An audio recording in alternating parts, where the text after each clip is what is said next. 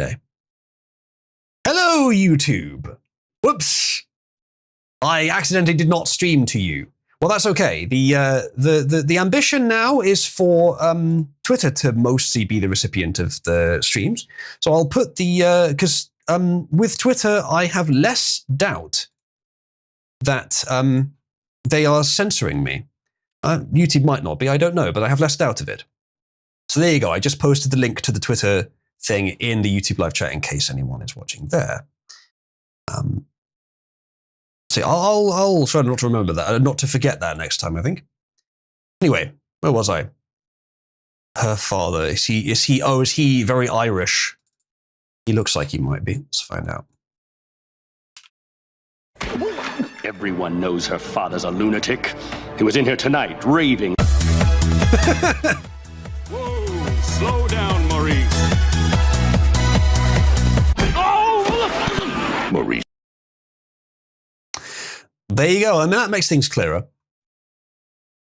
Alblas says YouTube is a nigger. Well, now that's on stream. Thank you. That's now been broadcast to YouTube. Yes, anyone that's on YouTube, you did indeed miss the quantum nigger theory. It's true. You would have to go to Twitter or somewhere else to find that. Okay, good. Good. Then, let's see what else we have. How the nuclear power bad crowd looks at you when you tell them the US has been operating 80-plus naval vessels with nuclear reactors for over 71 years with 0 incidents. Yes. They are actually very rare. You've all heard the spiel. I think you all probably know the situation with nuclear power. But the reality is that it's the nuclear incidents have been very rare. Now, they're dangerous when they do happen, but they've been extremely rare. And the damage caused by them is significantly less than the damage caused by fossil fuels. I'm not talking about carbon in the atmosphere, but you can mention that if you want to. Just the toxins and radioactive particles released in burning coal. This has been quite dangerous. Pollution itself, smog and all that crap. Nuclear doesn't do any of that. So my only concern with nuclear, and the reason, like everyone's on board with it these days. Pretty much everyone's on board with nuclear. My only concern, my only doubt, my hesitancy on this, and it's worth being aware of this, is if a nuclear power plant is to be built today anywhere in the world, there is always a fair chance that China would be involved in that process. If it's being built in the West, that China would be consulted or parts would be bought from them. Now, we've already seen how, I think in both the UK and the US, this is just one example, I'm sure there's others too. I think there were some kind of solar transformers which were bought from China, which had like listening devices or like, it was either listening or it was like off switch device, kill switches in them from China. It was detected, it was found that China was doing this.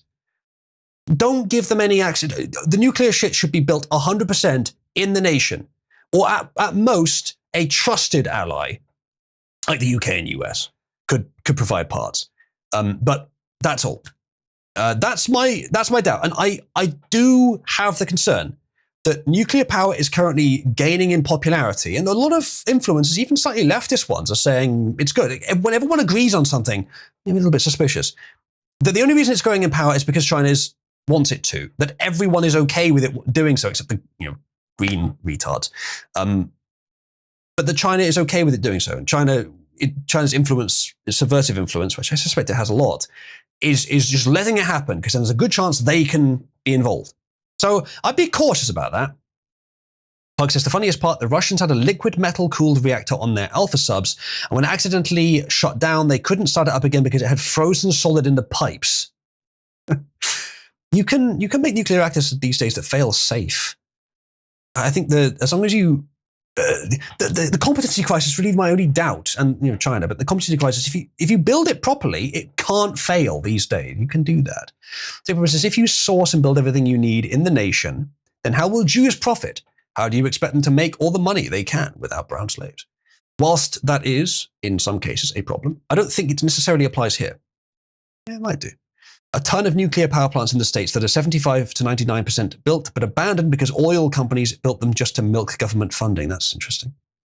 Something off with your audio when you're playing videos. It's getting caught by the docking filter. It's probably playing it onto the music source, which means it would be a lot quieter. Let me have a look. It shouldn't be, actually. I'll tell you what has happened, though. A lot of the OBS outputs were supposed to be rerouted to specific audio devices, but they haven't been. I will need to fix that later. I think I know why, actually. I'll fix it later. For now, though, let me find the one I'm going to need, which is the outro music, outro BGM, and put that on the right thing. So at least that's on the right one. Oh, did you guys actually hear the intro sound effects for the little? No, you didn't, did you? Okay, I can see why. I will fix that later, but I fixed it now, but there's no use because we've already played it now. Anyway, next thing. Hating women is literally the bell curve meme. Apparently, very attractive and very unattractive men show the highest hostility towards women. I would imagine that it's lesser than the hostility shown by women towards women if it's not a survey, but a study of online activity. However, sticking with the point, it's this. The low wit and the high wit hate women. And the mid-wit is the one saying, incels, all women are beautiful and can do no wrong. So, far as I'm aware, there's been some problems with this, with some former frequenters of Cabal have become massive simps recently and orbiters. I don't know much about the situation, or at least not much I'm willing to say I know about publicly, but it's disappointing. It can happen to anyone. It could happen to you. Be careful, Chad. Next thing. Operation IPAC Fury. Yes. There's some debate on this. Understandable debate on this.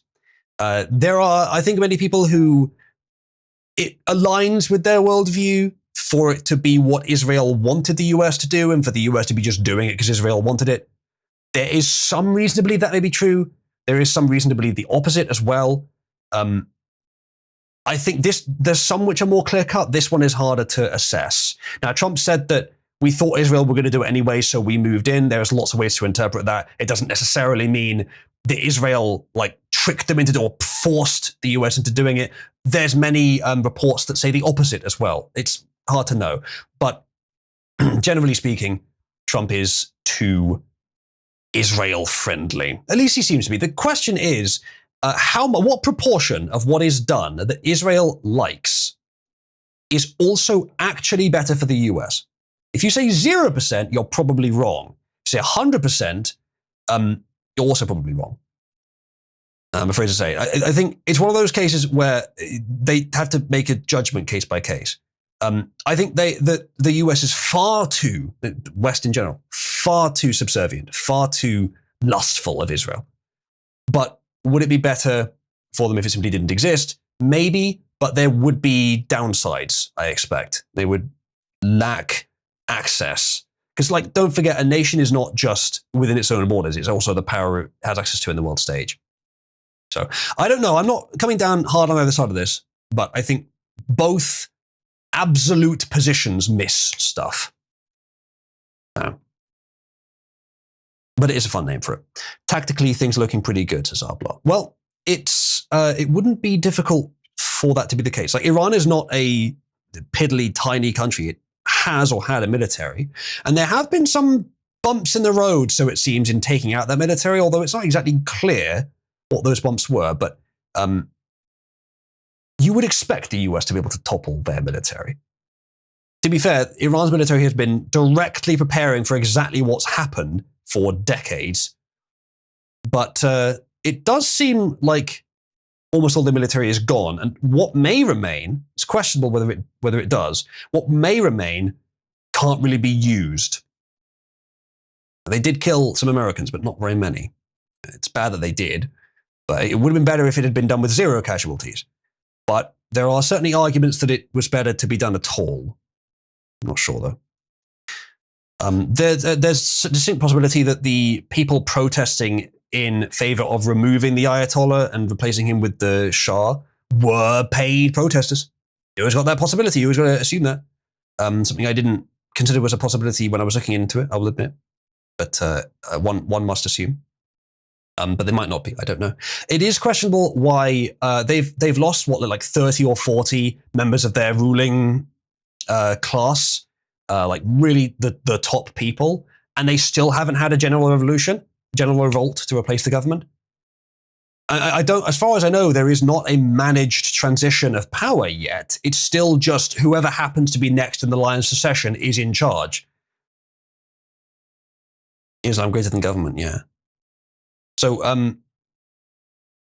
tactically, it seems to be going well, but it's not, I can't be absolutely certain. But in terms of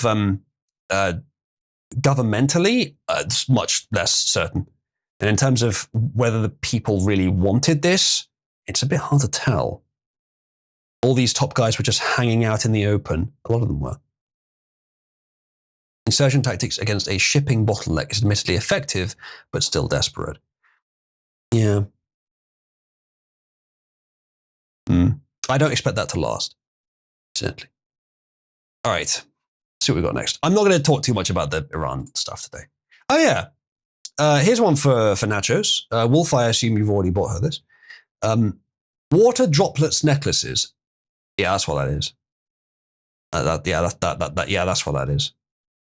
The glue necklace, that's what that is, yeah. That's what that is. That's what that is. And the caption here is, I'm tried telling my missus it was a fashion statement for years, but no. Do not let your wife leave the house with a pearl necklace unless it's made of real pearl, if you'll take my meaning. Good old HLC. Oh, but I've vaguely heard of him.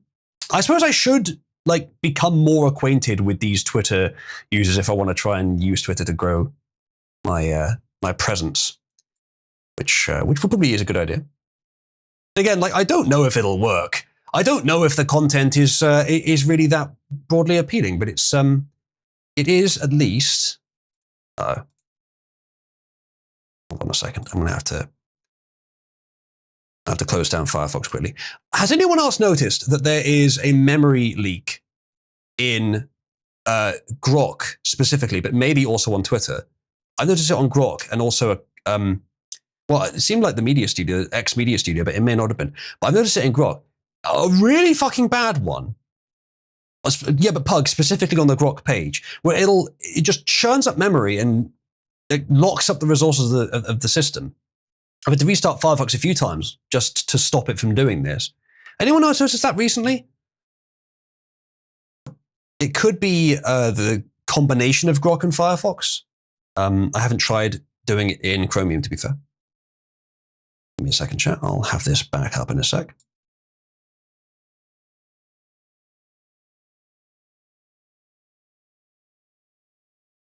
Right.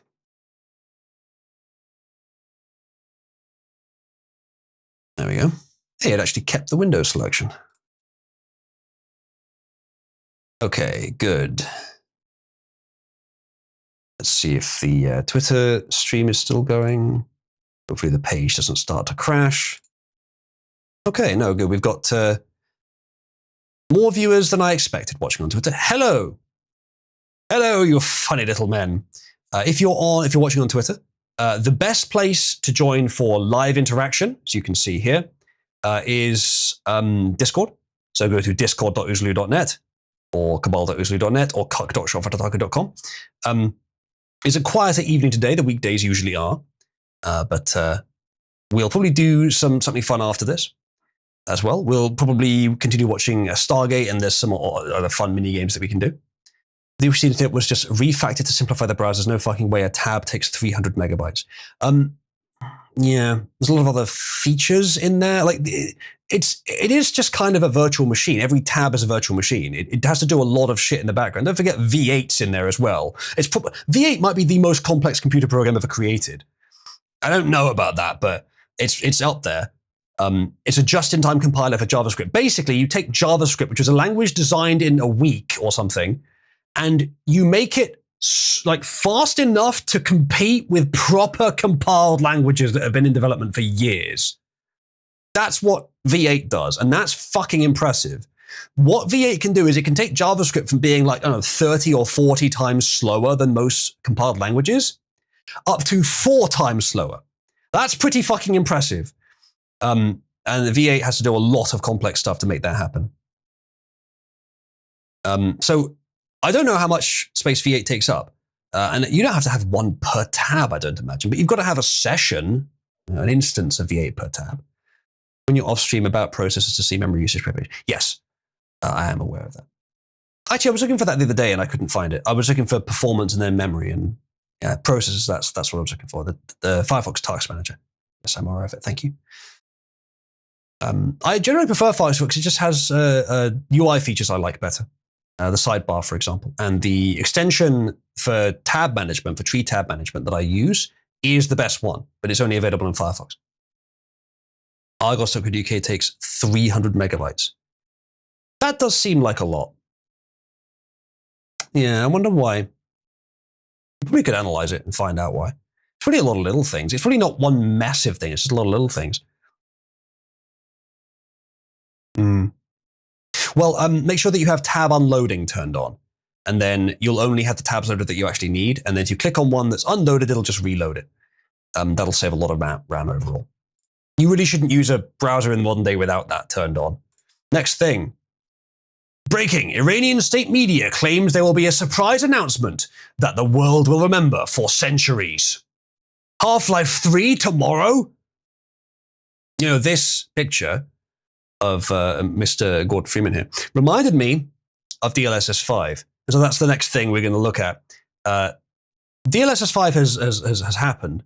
Oh, by the way, Half-Life 3 has not yet released. My suspicion on this is with Half-Life Alyx, they were considering calling it Half-Life 3, maybe Half-Life 0 or like a prequel or something. But they knew that while Alyx was good, and by all accounts, as far as I've heard, it's quite good, it wasn't quite good enough to be a Half-Life game. Now, they've been keeping this up for 22 years now. They can't just drop a game that's good and say, Half-Life. It has to be brilliant. And you see, the thing with that is, Half-Life 1 and 2 happened at a time where there was a huge amount of innovation in both video game graphics and first-person shooter game design. Huge amount. And those two games, Half-Life 1 and 2, were trendsetters. That's not the case anymore.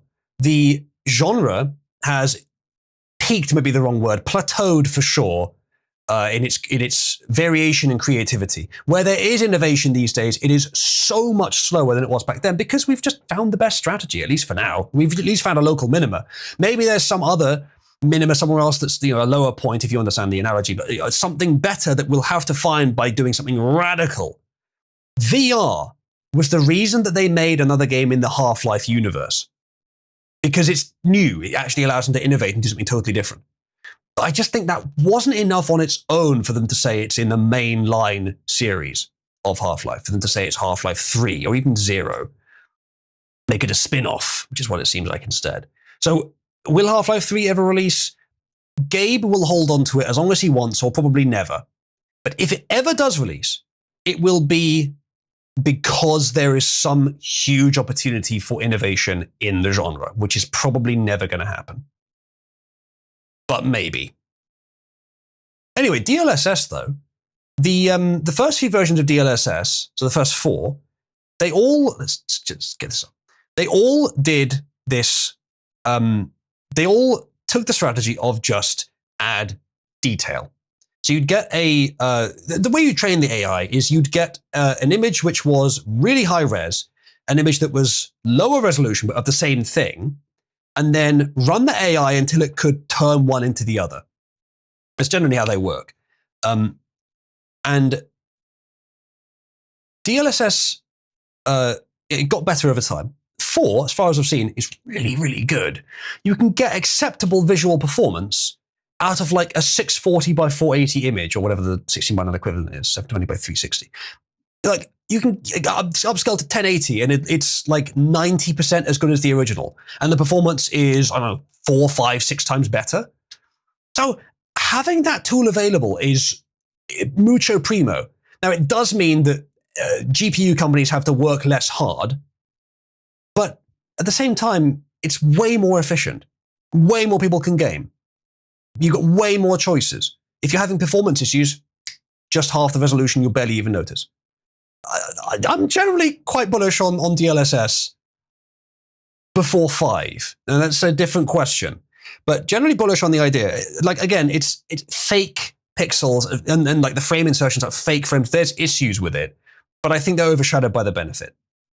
However, DLSS 5 appears to be doing something different. DLSS 5 appears to be transforming the game into a photorealistic experience, which is, let's start with this, very fucking impressive. Let's not beat around the bush on that question, all right? Let's all agree that it's really impressive. However, it's also a bit questionable. Not all games are suited to that aesthetic. I don't know how much work they've done with aesthetic and trying to make it sort of match the aesthetic of the game that they're working with. Maybe we'll see more in this release. I've got a few articles on here, but I've seen a little bit of detail on this, and we'll discover more as we go here. 4 was already a shit show. The frame gen tech wasn't is as. The frame gen I'm less bullish on because of input lag. But from what I saw about DLSS 4, it looked pretty good. There are other upscaling technologies, but I think DLSS 4, some of the later versions of it, I think like variant K or something, did seem very, very good. They seem to be the best upscalers. The question of should you use upscalers? Well, maybe not, but then the choice is either buy a new GPU or companies optimize their games, right? That would be nice, wouldn't it? But they're not going to do that. Now, maybe if there was no DLSS and GPUs weren't advancing, they just optimize their games. But no, they're not going to. They're just going to make it worse, as has been happening in the last 5 years of game development. Graphics have generally gone backwards. So, no, I think it's okay to have DLSS. Even frame gen, like again, if you're on a low-end PC, you're playing a game that's not like input lag critical, and you want to just casually double your frame rate. Done with frame gen. It will look a little bit weird. There may be some artifacts but that's got much better over the years. Like I was using frame gen to upscale video files, I don't know, 5-6 years ago, and it was okay. It was watchable. There were some weird artifacts on the screen, but it was okay. I think that was neural, but it wasn't really sort of modern, massively neural. Well, if there is a difference, it was smaller. It would run on my 970, right? This I don't think would. With the modern ones, I imagine the frame gen is got rid of almost all of those artifacts at this point. So it's actually was it even neural? The old one, it might have just been motion vectors. It probably was just motion vectors actually. I don't know. Either way, I'm generally fine with these technologies existing. And giving more headroom for companies before they have to optimize doesn't mean that they will eventually optimize just slower. Or it doesn't mean that if you didn't, they would optimize now. No, they just try less hard, unfortunately. They just do the minimum. So I don't think DLSS 5 is damaging the industry. Or DLSS damaging the industry. DLSS 5, however, is a different story. Let's read on. NVIDIA today unveiled NVIDIA DLSS 5, the company's most significant breakthrough in computer graphics since the debut of real-time ray tracing in 2018, says NVIDIA. Bear in mind, this is NVIDIA's official release. We'll read a couple of articles on it after this. DLSS 5 introduces a real-time neural rendering model that infuses pixels with photoreal lighting and materials, bridging the divide between rendering and reality. DLSS 5 empowers game developers to deliver a new level of photoreal computer graphics previously only achieved in Hollywood visual effects. Now, as I said earlier, it's really fucking impressive from what I saw, but questions remain. Quote, 25 years after NVIDIA invented the programmable shader, I don't know if they did, but I'll assume they did for their claim. We are reinventing computer graphics once again, said Jensen Huang. Now that's a pretty strong statement, but it's not an unfounded one in this case. Founder and CEO of NVIDIA. DLSS 5 is the GPT moment for graphics, he says, blending handcrafted rendering with generative AI to deliver a dramatic leap in visual realism while preserving the control artists need for creative expression. So here is the comparison. DLSS 5 off on the left and then on the right. So what it's doing is it's taking an image which looks like it's rendered as a game with maybe, what's the word? Ray trace lighting. Maybe ray trace lighting. Maybe not. And I've always been disappointed with graphical renderings of faces in video games. It's not just in the last few years. There are some video games that have like pretty close to photorealism. It's never quite hit photorealism. Never quite got there. I don't know why. I don't know what's missing. Because I thought ray tracing was the last thing, and then they added that and it still wasn't photoreal. But DLSS 5 makes it like pretty much exactly photoreal. Let's watch the video.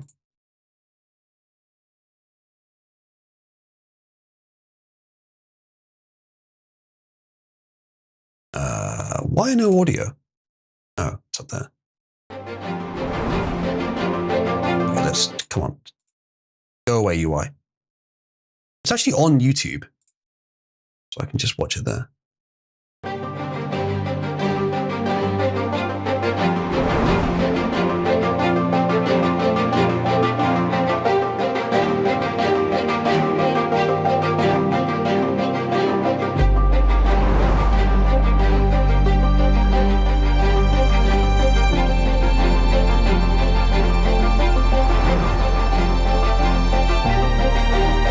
So, there are definitely stylistic changes. It is in the direction of photorealism.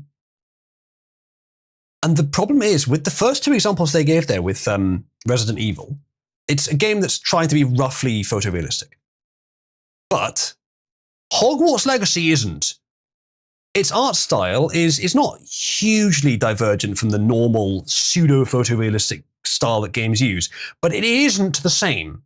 It is trying to have a slight art style. And DLSS is just like, oh, fuck that, it's photoreal now. It's very shiny. Very shiny. Now maybe that's how it would look if it was real. But I'm not sure. I think that's a bit too shiny, to be honest. And maybe a bit too proud of this tech. I think I would have turned that down a bit.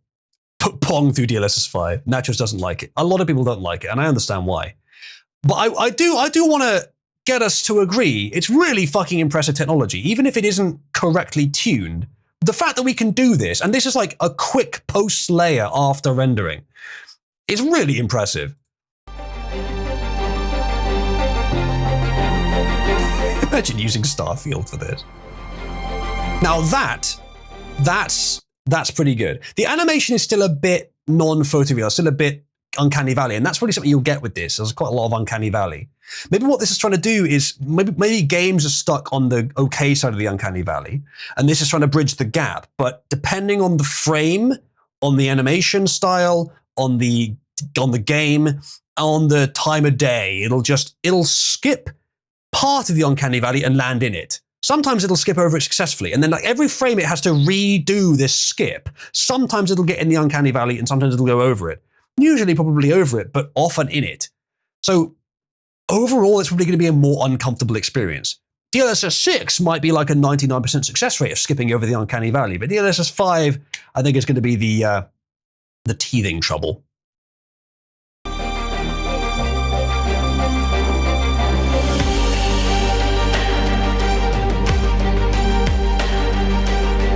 Looks pretty photoreal. Dude, football games look shit. I had no idea.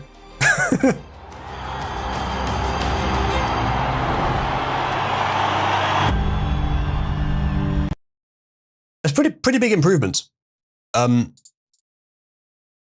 Pug is also showing this link, which is apparently the worst example. It's the one we just watched. I think that it's definitely more photoreal. Which, again, like if you want photoreal, that's fine, but you don't necessarily need to want it. Says, can you slow it down? I've paused it. Is that slow enough for you? Wait for the DLSS 5 port to Skyrim and all the sex mods. Yeah, I mean, that'll happen. I actually would like to see Skyrim in DLSS 5. There's so much, it's all this time and effort on shaders, ENBs, and different tech to make Skyrim look modern. You just get the original vanilla version and slap this on it. It might be better than any of them. Or Uncanny Valley. I mean, probably a bit of both, to be honest. Let's keep going. Bridging the cinematic gap, they say. Since the dawn of GeForce, NVIDIA has strived to deliver the graphics horsepower required for game developers to create incredible, realistic worlds. where lighting, reflections, and shadows obey the laws of nature. From programmable shaders with GeForce 3 in 2001 to CUDA with GeForce 8800 GTX in 2006, I don't think we need a history lesson. Let's focus on the new technology. Also, Nachos, I've triggered you into thinking of horse bouncing now. So motion vector. It still needs motion vectors, apparently. I guess that makes sense, though. DLSS 5 takes a frame's color and motion vectors as input to deliver photoreal lighting and materials that are deterministic, temporally stable, and anchored to the game's content. It's a little subjective. Deterministic, that's interesting. That's good. Most neural nets have an element of randomness, so when they say deterministic, how literal are they being on that? Not sure. Temporally stable, that's quite impressive. That's difficult to do. And anchored to the game's content. That's what I'd like. I think they mean positionally. They do not mean aesthetically. The aesthetic anchoring, that's a bit more subjective. It's not temporally stable, says Plug. I haven't seen any examples of it not being, but let me know. Is that the... Okay, 7 seconds into this one is what you're saying. Flickering. I didn't see flickering. I didn't see any flickering. It looked temporarily stable. Stop it just after the ball moves.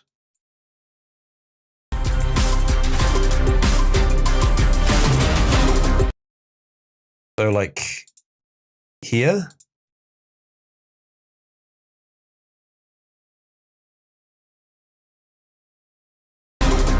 It's too short to see. I didn't see a problem personally.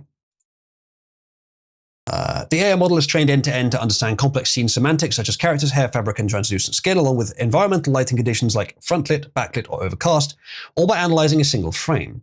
DLSS 5 then uses its deep understanding to generate visually precise images that handle complex elements such as subsurface scattering on skin. I think if you've got motion vectors going in and it's trained on them properly, the one way you could get jitter is if the motion vectors are inaccurate.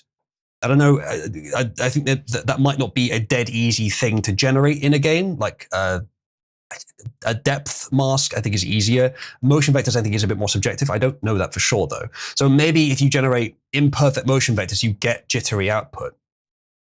DLSS 5 provides game developers with detailed controls for intensity, color grading, and masking. Well, that's something, at least, I suppose. But what we've seen so far has been like very different from the original aesthetic. So artists can determine where and how enhancements are applied to maintain each game's unique aesthetic. My question is, all right, with this scene here, this is DLSS 5 off. Is this lighting just wrong? Because the lighting changes quite a bit. Like there's way more light on the hair than there was without it. I think all the lighting has been sort of amped up a lot. So is there aesthetic choice to change the lighting significantly from their original design? Because that's a little hard to believe. This is their original design, and then DLSS does that to it. That's not just fixing up the photoreal imperfections. That has enhanced and brightened the lighting, which to me is not just a fix, it's an aesthetic change. And that's what a lot of people are pointing out with these. Okay, to be fair, Pug, that is a bit distorted, but it's a very fast-moving object. You probably wouldn't notice it in practice. And also, this is a YouTube video. It's got frame blending. Probably. Actually, not certainly, but it may do. So I think we'd have to wait and see for that to be tested locally to know how accurate that is. You may be right. Anyway, I think it's an aesthetic change, which a lot of people have been saying. And so the question is, if it's an aesthetic change, why didn't they use that aesthetic in the original game? Sure, it wouldn't necessarily look photorealistic, but then at least go for a similar aesthetic, and then DLSS would just touch it up and make it photorealistic. But the aesthetic itself changes. It's probably the same thing on this woman's face. Maybe it's not as clear. The argument I'm making is not as clear on this one. This one is kind of just fixing the lighting. Certainly on the Hogwarts Legacy ones, like the aesthetic definitely changes.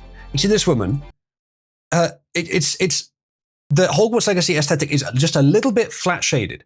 I'm not sure if that's the correct term, but hopefully you get what I mean. Just a little bit flat shaded. This over exaggerates it to be like strongly shaded. It's taking less information and like pushing and extruding it, which it's clearly a different aesthetic than the original. Clearly a different aesthetic. So why, if the developers have control of it, why did they choose to change the aesthetic? My hypothesis is they didn't configure this. This is just base DLSS 5 with no input from the developers. If that's even possible, I don't even know if that's possible. But if maybe the developers added it without configuring anything. They just said, yeah, use the default model. It's fine. We'll just throw it out. And how many developers are going to do that?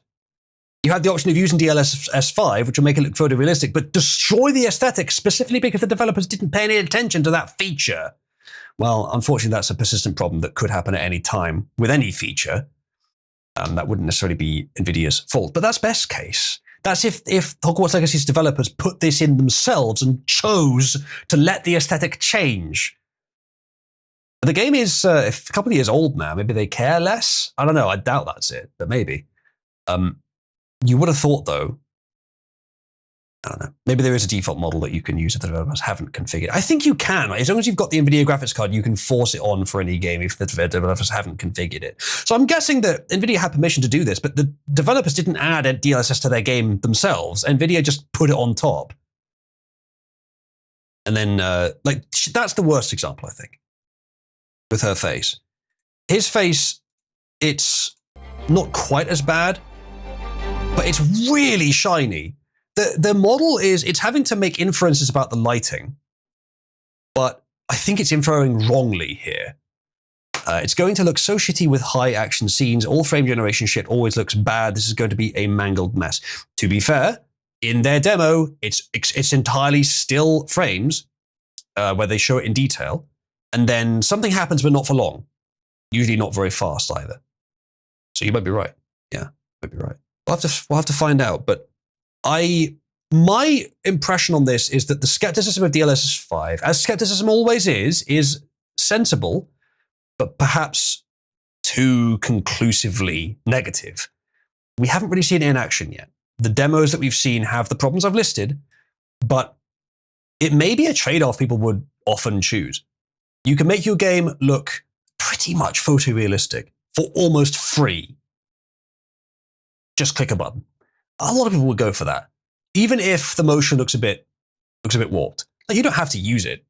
Bear that in mind. Let's continue though. Availability supported by the industry's biggest publishers and game developers. NVIDIA and Bethesda have a long history. Does it have to be configured by the game? Because I think some of these upscaling methods do have to be configured by the developer and some don't. Won't show what, Pug? Which one am I looking at? The most recent image you sent? Ooh, I can kind of see, I think I see what you're getting at there with is that a motion vector fuck up? It probably is, actually. Okay, yes, I can see that now. Yeah, that's not great, is it? It's the kind of to be fair and Steelman a bit, it's the kind of thing you probably wouldn't notice. I've seen these AI generation, like frame generation stuff and upscalers. I've seen them be much worse than this, but that's not great, is it? Oof, indeed. Yeah, well done, Pug. That's not great, is it? I didn't notice it though. So I don't know. If you're looking for it, you can surely find it, but maybe you wouldn't notice it if you weren't looking for it. I don't know. I just use normal extrapolation. It would be fine. I'm not sure what you mean by that, but I have played video files, as I said, with frame interpolation. It's not quite the same as this, but it doesn't look that great. I think, Pug, if they did an upscale, just a normal upscale per still image, which I think is what previous DLSS versions did, I think you get more shimmer. With motion vectors, you can at least move the artifacts to where they look more natural.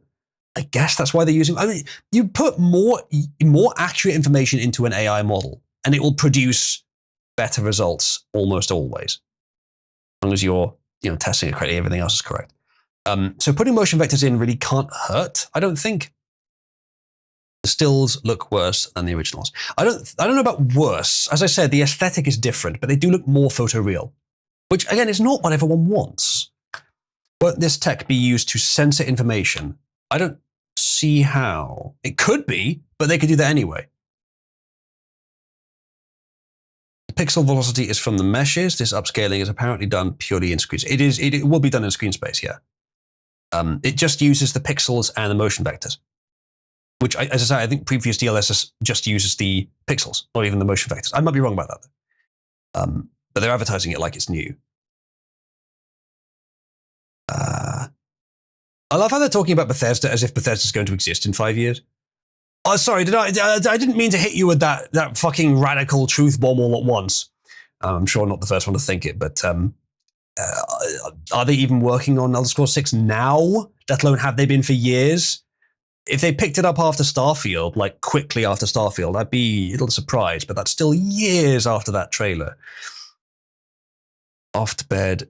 Don't tell Uzlu night all. Okay, I won't tell him. DLSS 5 put all the players in bikinis. Let's hope so. Oh, like you're asking like a prompt, yeah.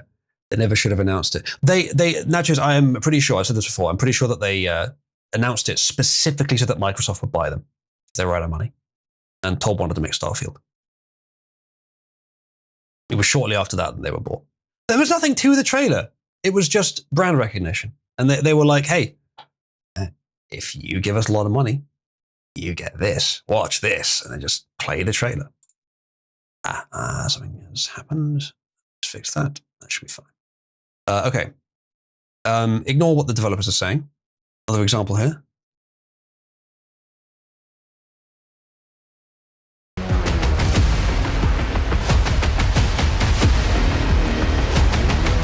That is better. I mean, again, it's a slightly different aesthetic, but Resident Evil specifically is going for a somewhat photorealistic look. It is adding stuff, it's changing the aesthetic a bit, but it is making it actually photorealistic, or at least very close. Again, my doubt there is it could fall into the uncanny valley, but I don't think...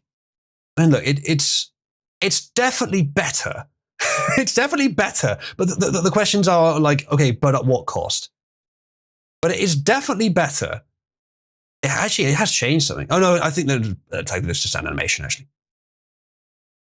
But like the fact that it's able to infer, you don't even need ray tracing anymore. The AI can just guess correctly where the rays should have gone and what effect they should have had. That's really impressive. Because as you can see, it's not using the original lighting. I mean, it probably is being informed from it, yes, but it is also replacing it with like, no, that's incorrect. The calculated ray trace graphics, that's incorrect. No, it should look like this. It fucking fixes it. So, I mean, look at that lamppost. It's almost completely different, the lighting. It's almost not the same at all. It's guessing. The AI is guessing, but it might actually be a more accurate guess than the simulated version of the lighting, which is crazy. I find this technology very impressive. I probably share a lot of your concerns with it as well, but I still find it very cool. There's one here. Yeah, like that.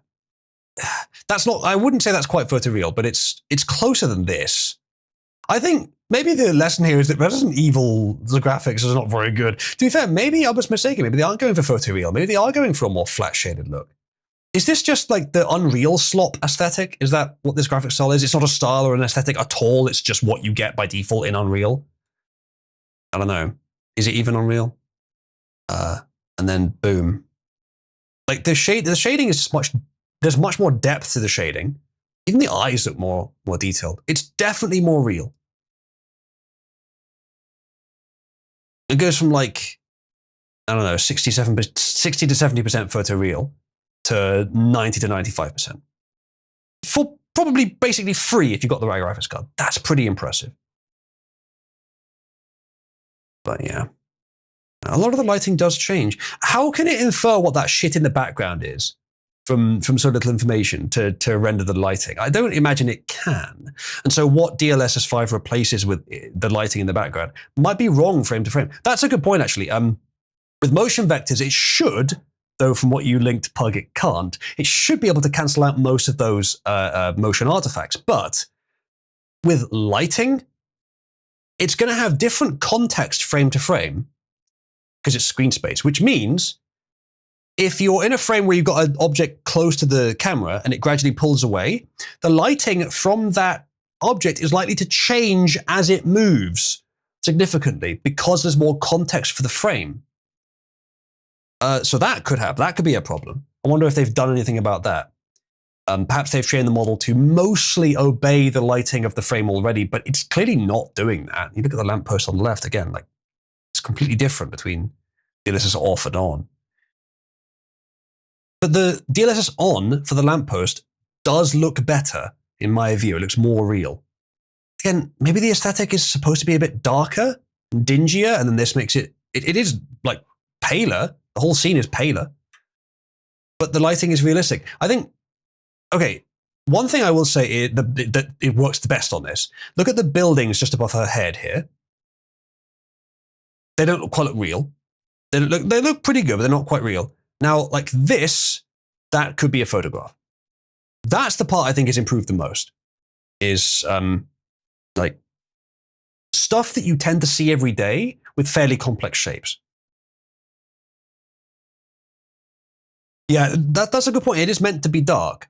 So this scene being brightened, then again, this scene is outside. I expect this is part of some cutscene before you get into the actual horror shit, because most horror games trap you in a dark place, don't you? This is probably just an intro. I don't know. If I had the choice to play a game like this, or for pretty much for free, play it like this, I'd play it with DLSS 5 on. Now, that's assuming there's no major artifacts, and that's assuming that it is basically free to do. And it's also assuming that I want to try it out and see how it works, and that it's also just cool. When the novelty wears off, and if there are significant artifacts, maybe I wouldn't. So I think that's where I'd have to conclude on it for now. And this one as well, same. Yeah, that one does change quite a lot, but again, I think it does look more realistic afterwards, if that's the goal. A lot of other clips there, and Starfield. Yeah, she looks a lot more photorealistic. I mean, Starfield's graphics aren't that great anyway, but that's a big improvement. The issue with her was that her mouth movements didn't look very good. Even though the original Starfield, actually, they got the facial animations quite good in the game, but it's not quite realistic. So, yeah, this just helps. I sense that you would like me to move on. Oh, wow, yeah, that might be the best one yet. I guess because they're well lit. But that, it's 95% or more photograph. Okay, that guy just looks weird. Yeah, the aesthetic is very different. But it looks like they've, honestly, maybe the problem is that it looks like the human models they've used for this have been professionally lit, which is not how these video game characters would have been lit. But that is almost real. Wonder if they'll ever put Mass Effect Andromeda through this. I don't know. It makes woke games playable. I mean, if you can get one that unuglies them, I think they're cheating with these low settings versus upscaling.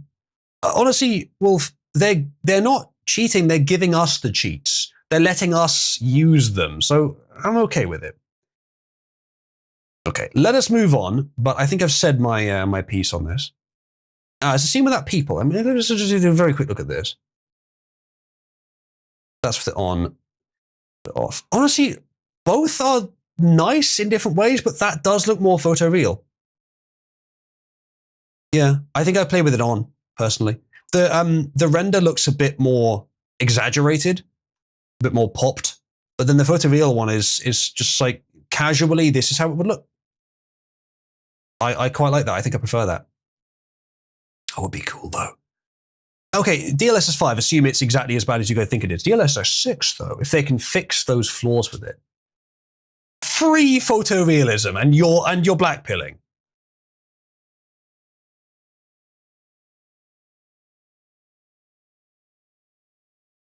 I'm not sure about that one. That one maybe doesn't work as well. I'd still probably have it on, though.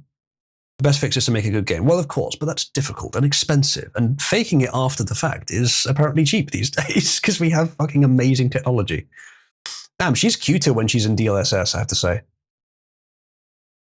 She's giving you those droopy eyes. No, she's probably Sun. I don't know. Wolf, do you sense it? Do you sense the Sun energy coming from her? It really is popping. It's popping the lighting a lot more, but at the same time, it's also a bit more subdued. I think it's because the shadow edges are more gradual, which I think is more real. But the light is more exaggerated, as more strong, which I think is also real. It's also less orange, weirdly, which I think is also real. Maybe it gets rid of the color grading, actually. That could be. That's a good point. It might get rid of color grading. It probably does get rid of color grading, actually. How would it keep it? It'd have to guess. It's only screen space. I guess they could add color grading after the DLSS. I bet they do, though. I bet they do remove color grading. So it's fuck off your color grading. We're just going to make it real. We'll move on. I think I've commented enough without necessarily going into the other articles. So we'll move on. That's odd. See if I can get this to display properly. Oh yeah. By the way, the whole concept of like meme section and news section, I think I want to retire that notion and just sort of cut them all together. They're all just interesting stories. Some are short, some are long. Orienting some short stories towards the start of the stream makes sense, but other than that, I don't think they need to be grouped, really. Japanese adult video industry hit by a shortage of men.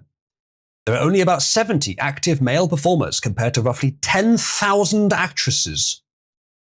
Whores! Well, I suppose there's a fine sample of why. This is what they're working with. I had a very interesting argument with Rethvik earlier, who has yellow fever and didn't seem very happy about the notion that I was implying that he'd be adding more happers to the world. But it's never mind that. If the news doesn't make memes, it isn't news. Now, there is some truth to that. But my hypothesis on this, and it is a little self-serving, but it is also based in some data. You've all seen the data, I expect, that says that white men are the most appealing in the world. I mean, can you blame them? Right. But in the past, Asian men and Asian women would have been fairly well suited to each other. And because of the isolation of, at some points, Asia in general, but often Japan specifically, they wouldn't have known any better.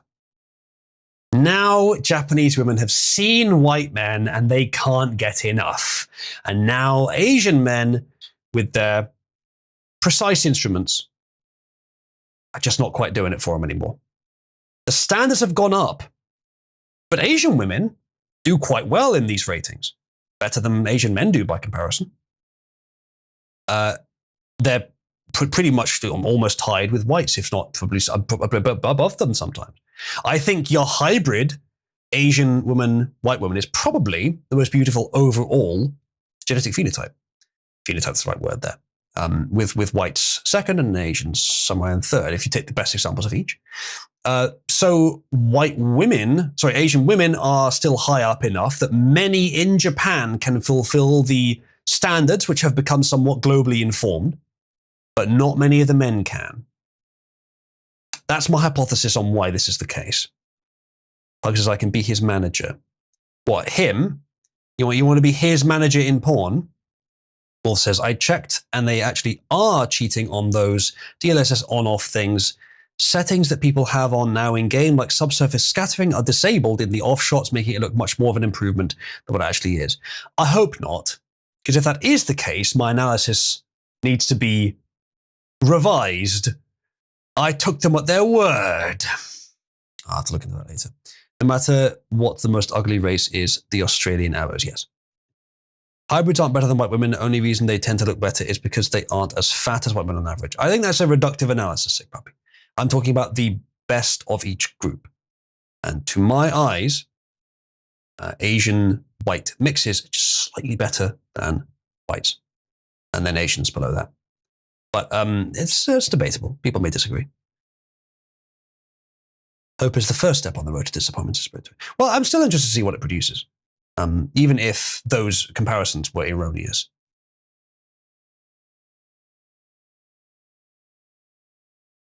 Right, stop distracting me, Pug. Anyway, next meme. In 2025, scientists found a rare spider in Thailand that is half male and half female. Of course, it had to be Thailand. Just has no keep it up. Now just wants to be distracted. Well, now just if I'm distracted, how can I get through what I need to get through so that we can get to horse bouncing? Eh? I hadn't thought that, had you? Speaking of which, actually.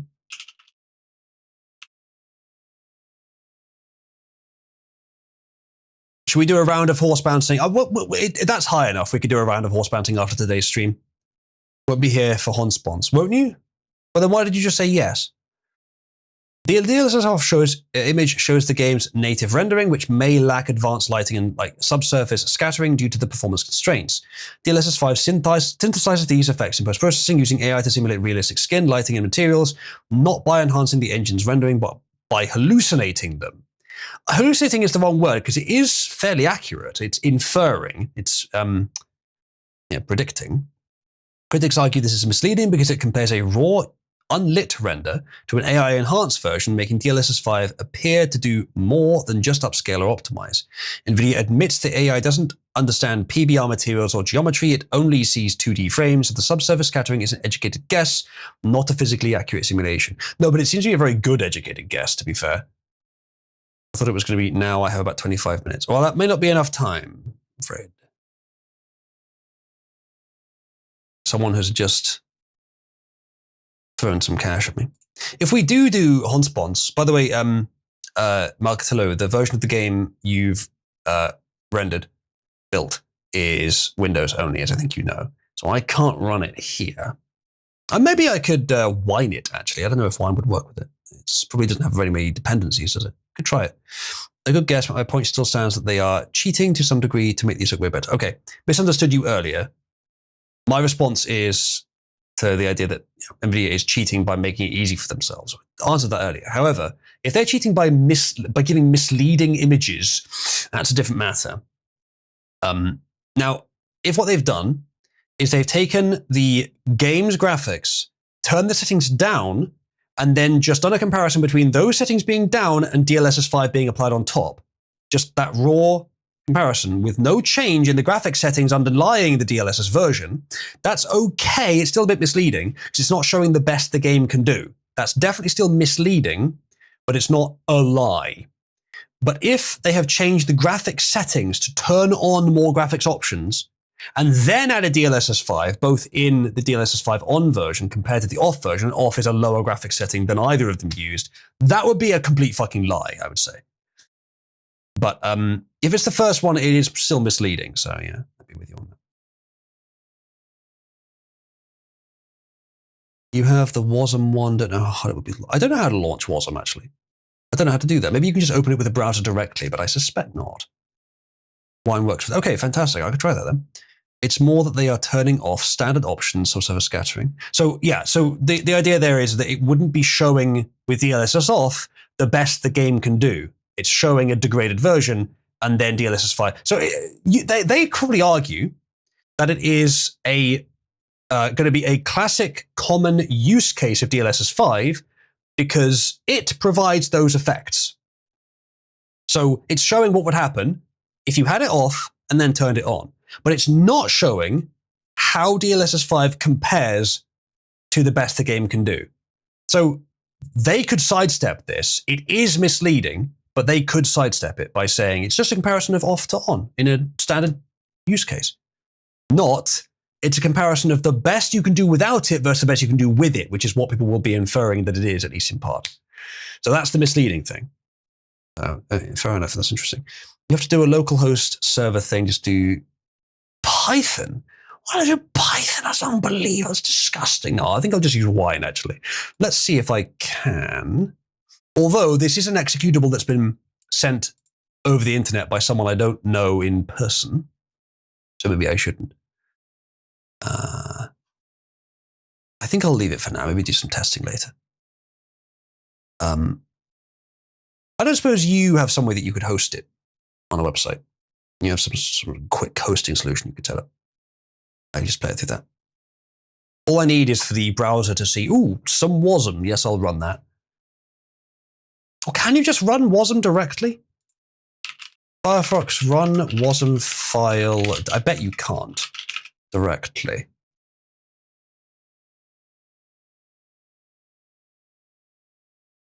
I don't think so, no. It has to be a script statement. You could do it. You could just make a quick page and just have it import it.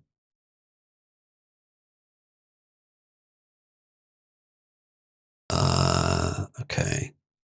So it wants you to load the WASM through JavaScript. Or at least that's one way of doing it.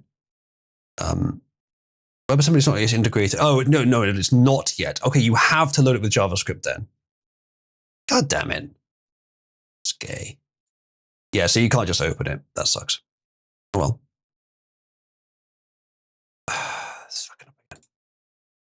Exit's entire site's doing this recently.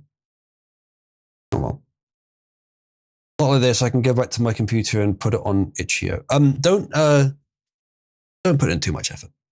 But I'd appreciate it. I can certainly promote your game by doing so. Yes, anyway, Spider. Next thing. I don't think I need to say much about this. I think someone's photoshopped the light bulb base there. But did they Photoshop the head?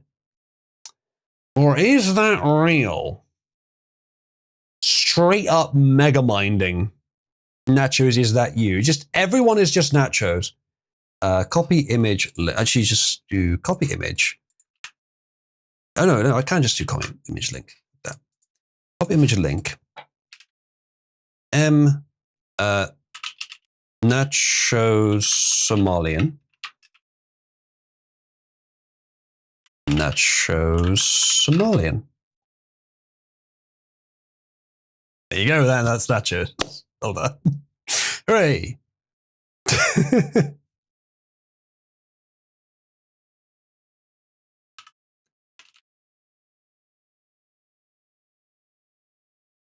Nachos says that she hates me, but I'm not sure I believe her.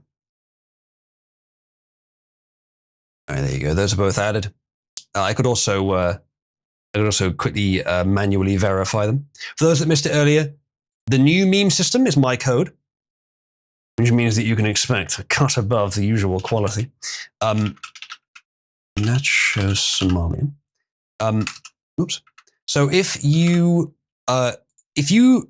I manually verify that a meme is safe for re-upload and isn't like child porn or something, then my memebot will, and then if you call it, my memebot will preserve the link. It will exist forever. The link will never die unless the server gets deleted.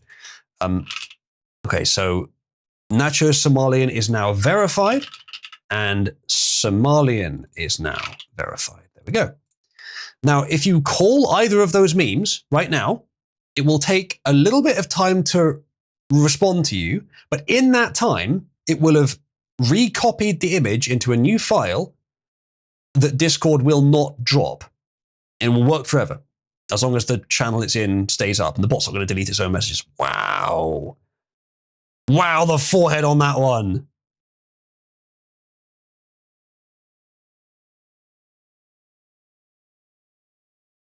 It's a 7-head, it sure is.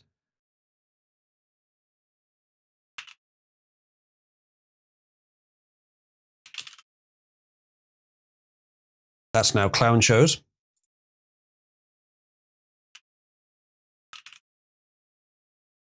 Let's go ahead and verify that one as well. Fantastic.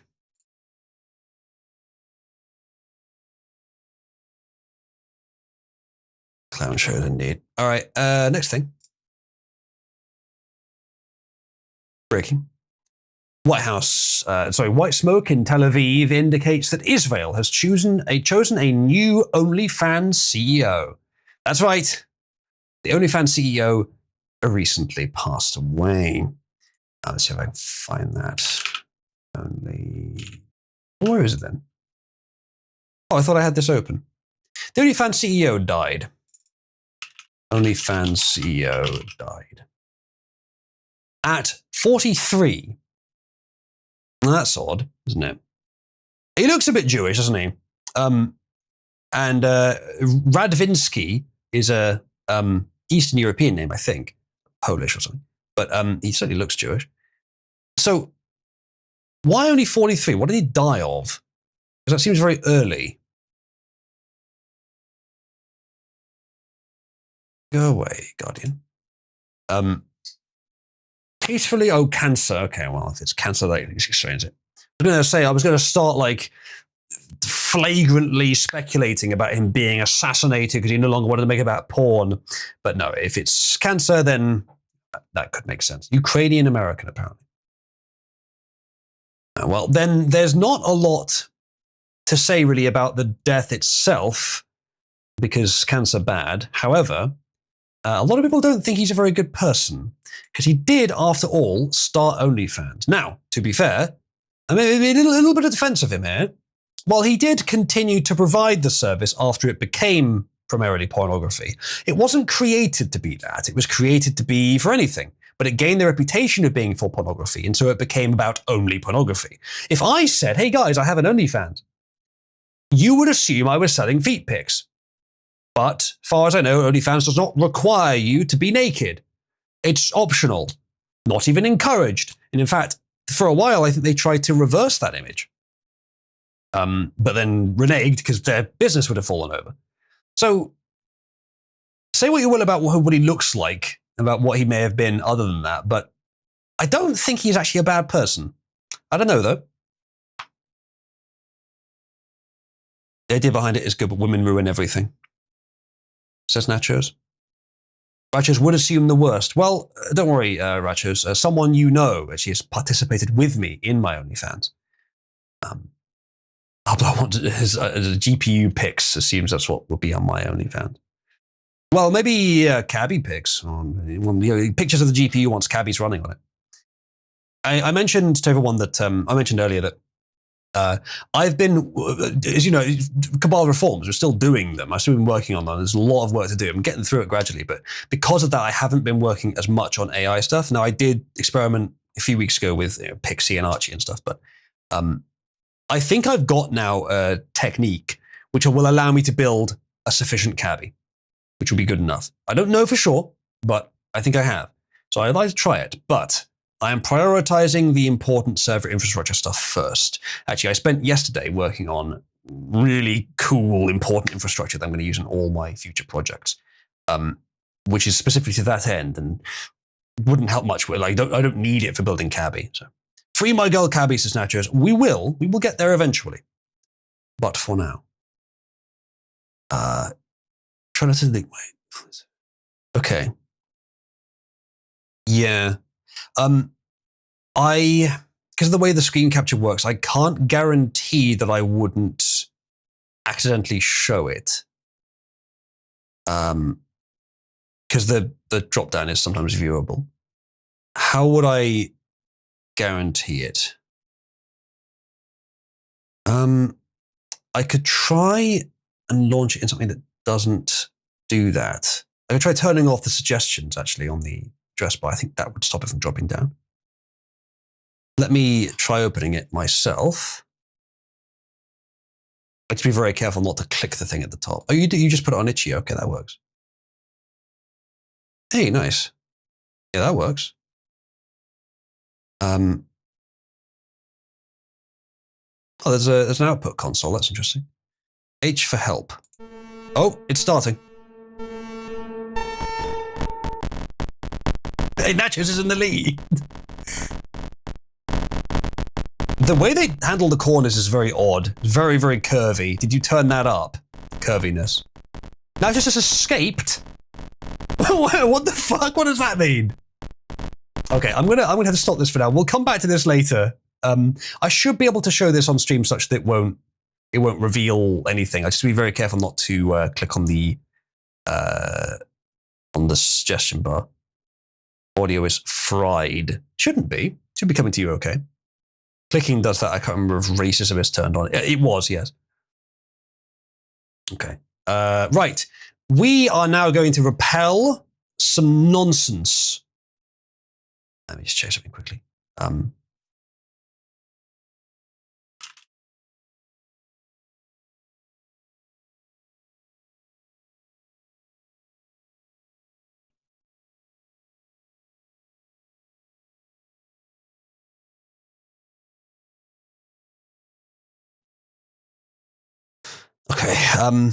Right, we're going to repel some nonsense. Now, chat, press 1 if you like the product that we're about to read an article about. The article is entitled, 8 Reasons It's Hard to Watch the Lord of the Rings trilogy today. I wonder what they're going to say. Generally speaking, chat, do you find it hard to watch the Lord of the Rings trilogy today? Press 1 if you find it very easy, and in fact quite enjoyable to rewatch the Lord of the Rings trilogy multiple times. Yes, I would generally be with you there. So, let's see what they have to say. Rewatching the Lord of the Rings trilogy today can feel very different from watching it when it was first released, they say. Back then, the scale was overwhelming, the world felt endless, and the commitment felt worth it because nothing else looked or moved like it. Years later, the films still command respect, but that sense of awe does not always come as easily, they say. Time has changed how we watch movies, how we pace stories, and what we expect from fantasy epics. I disagree. I think it still holds up today, and in fact is almost just as good compared to the rest of the market as it was when it was made. They are timeless media products.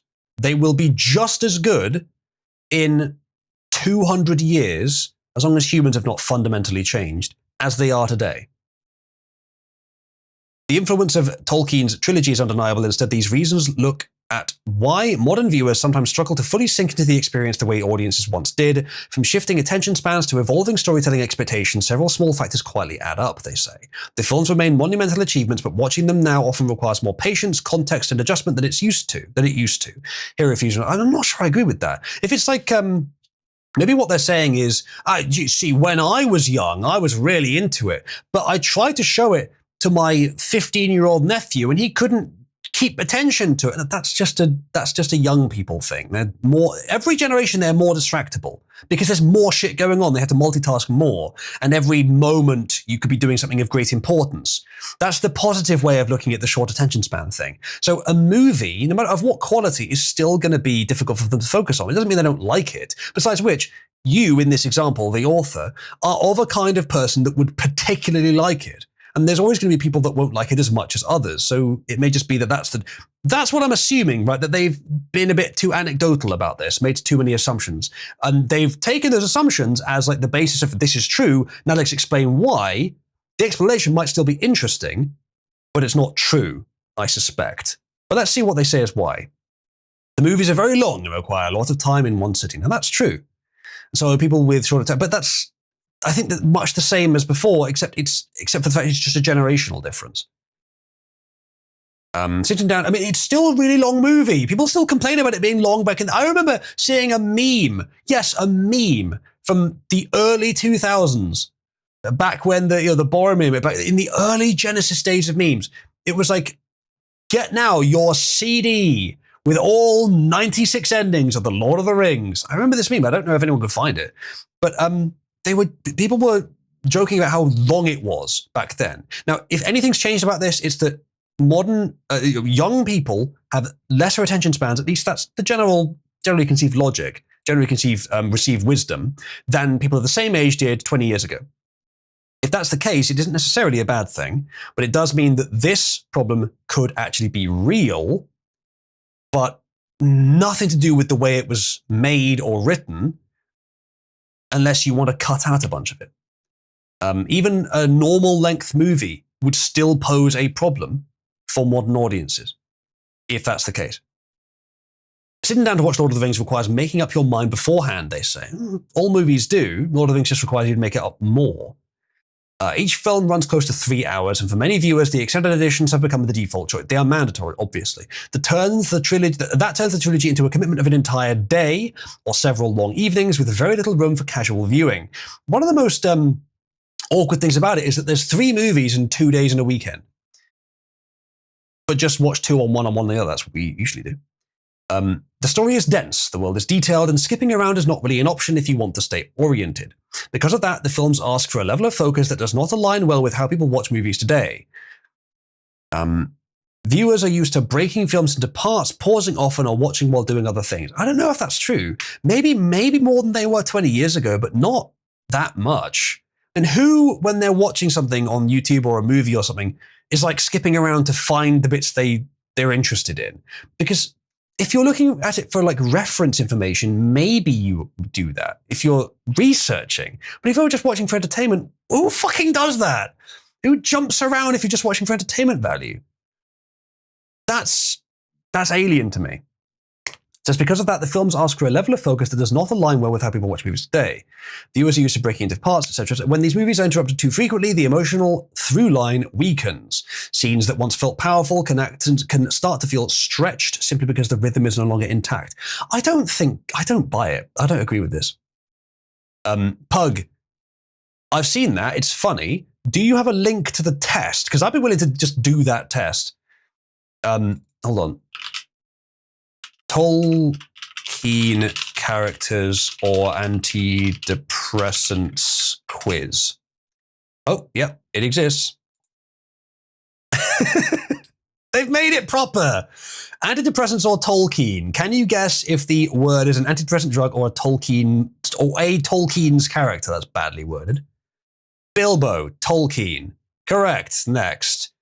Clediel. Okay.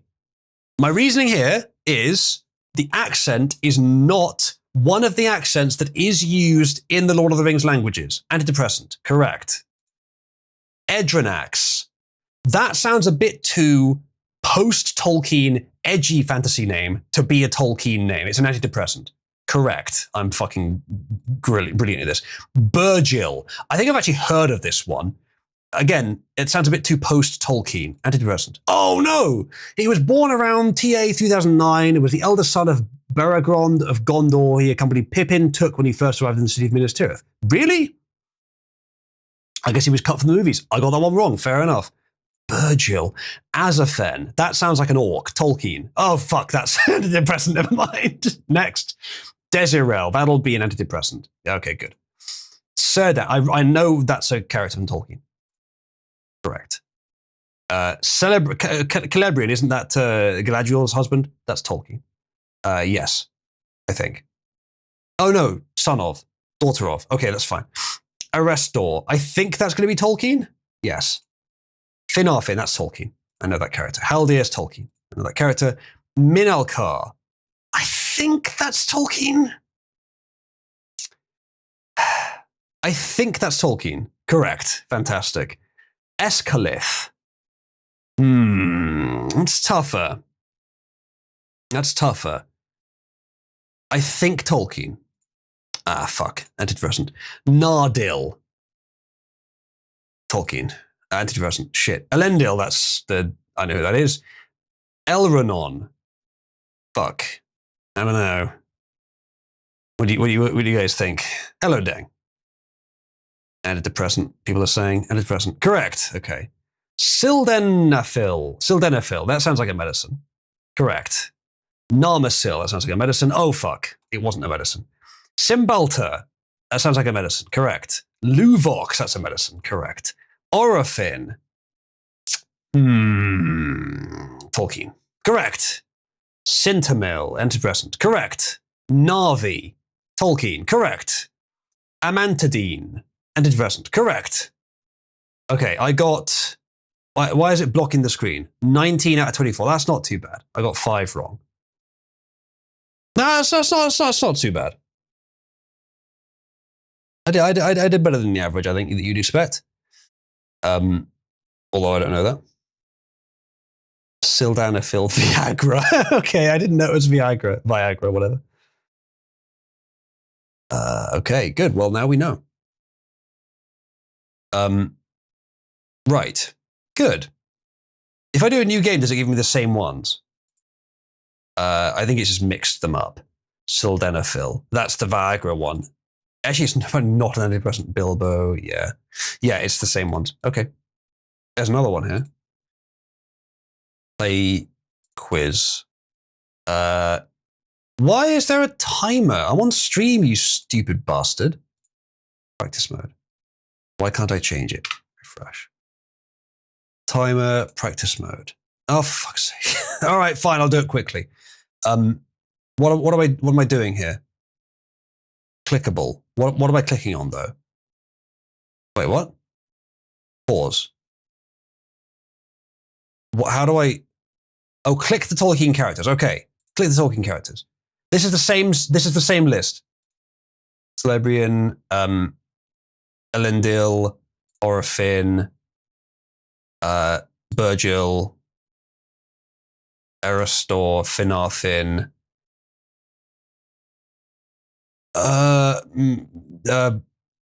I'm forgetting them now. Serdan.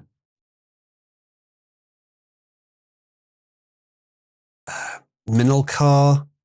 And who's the last Tolkien character?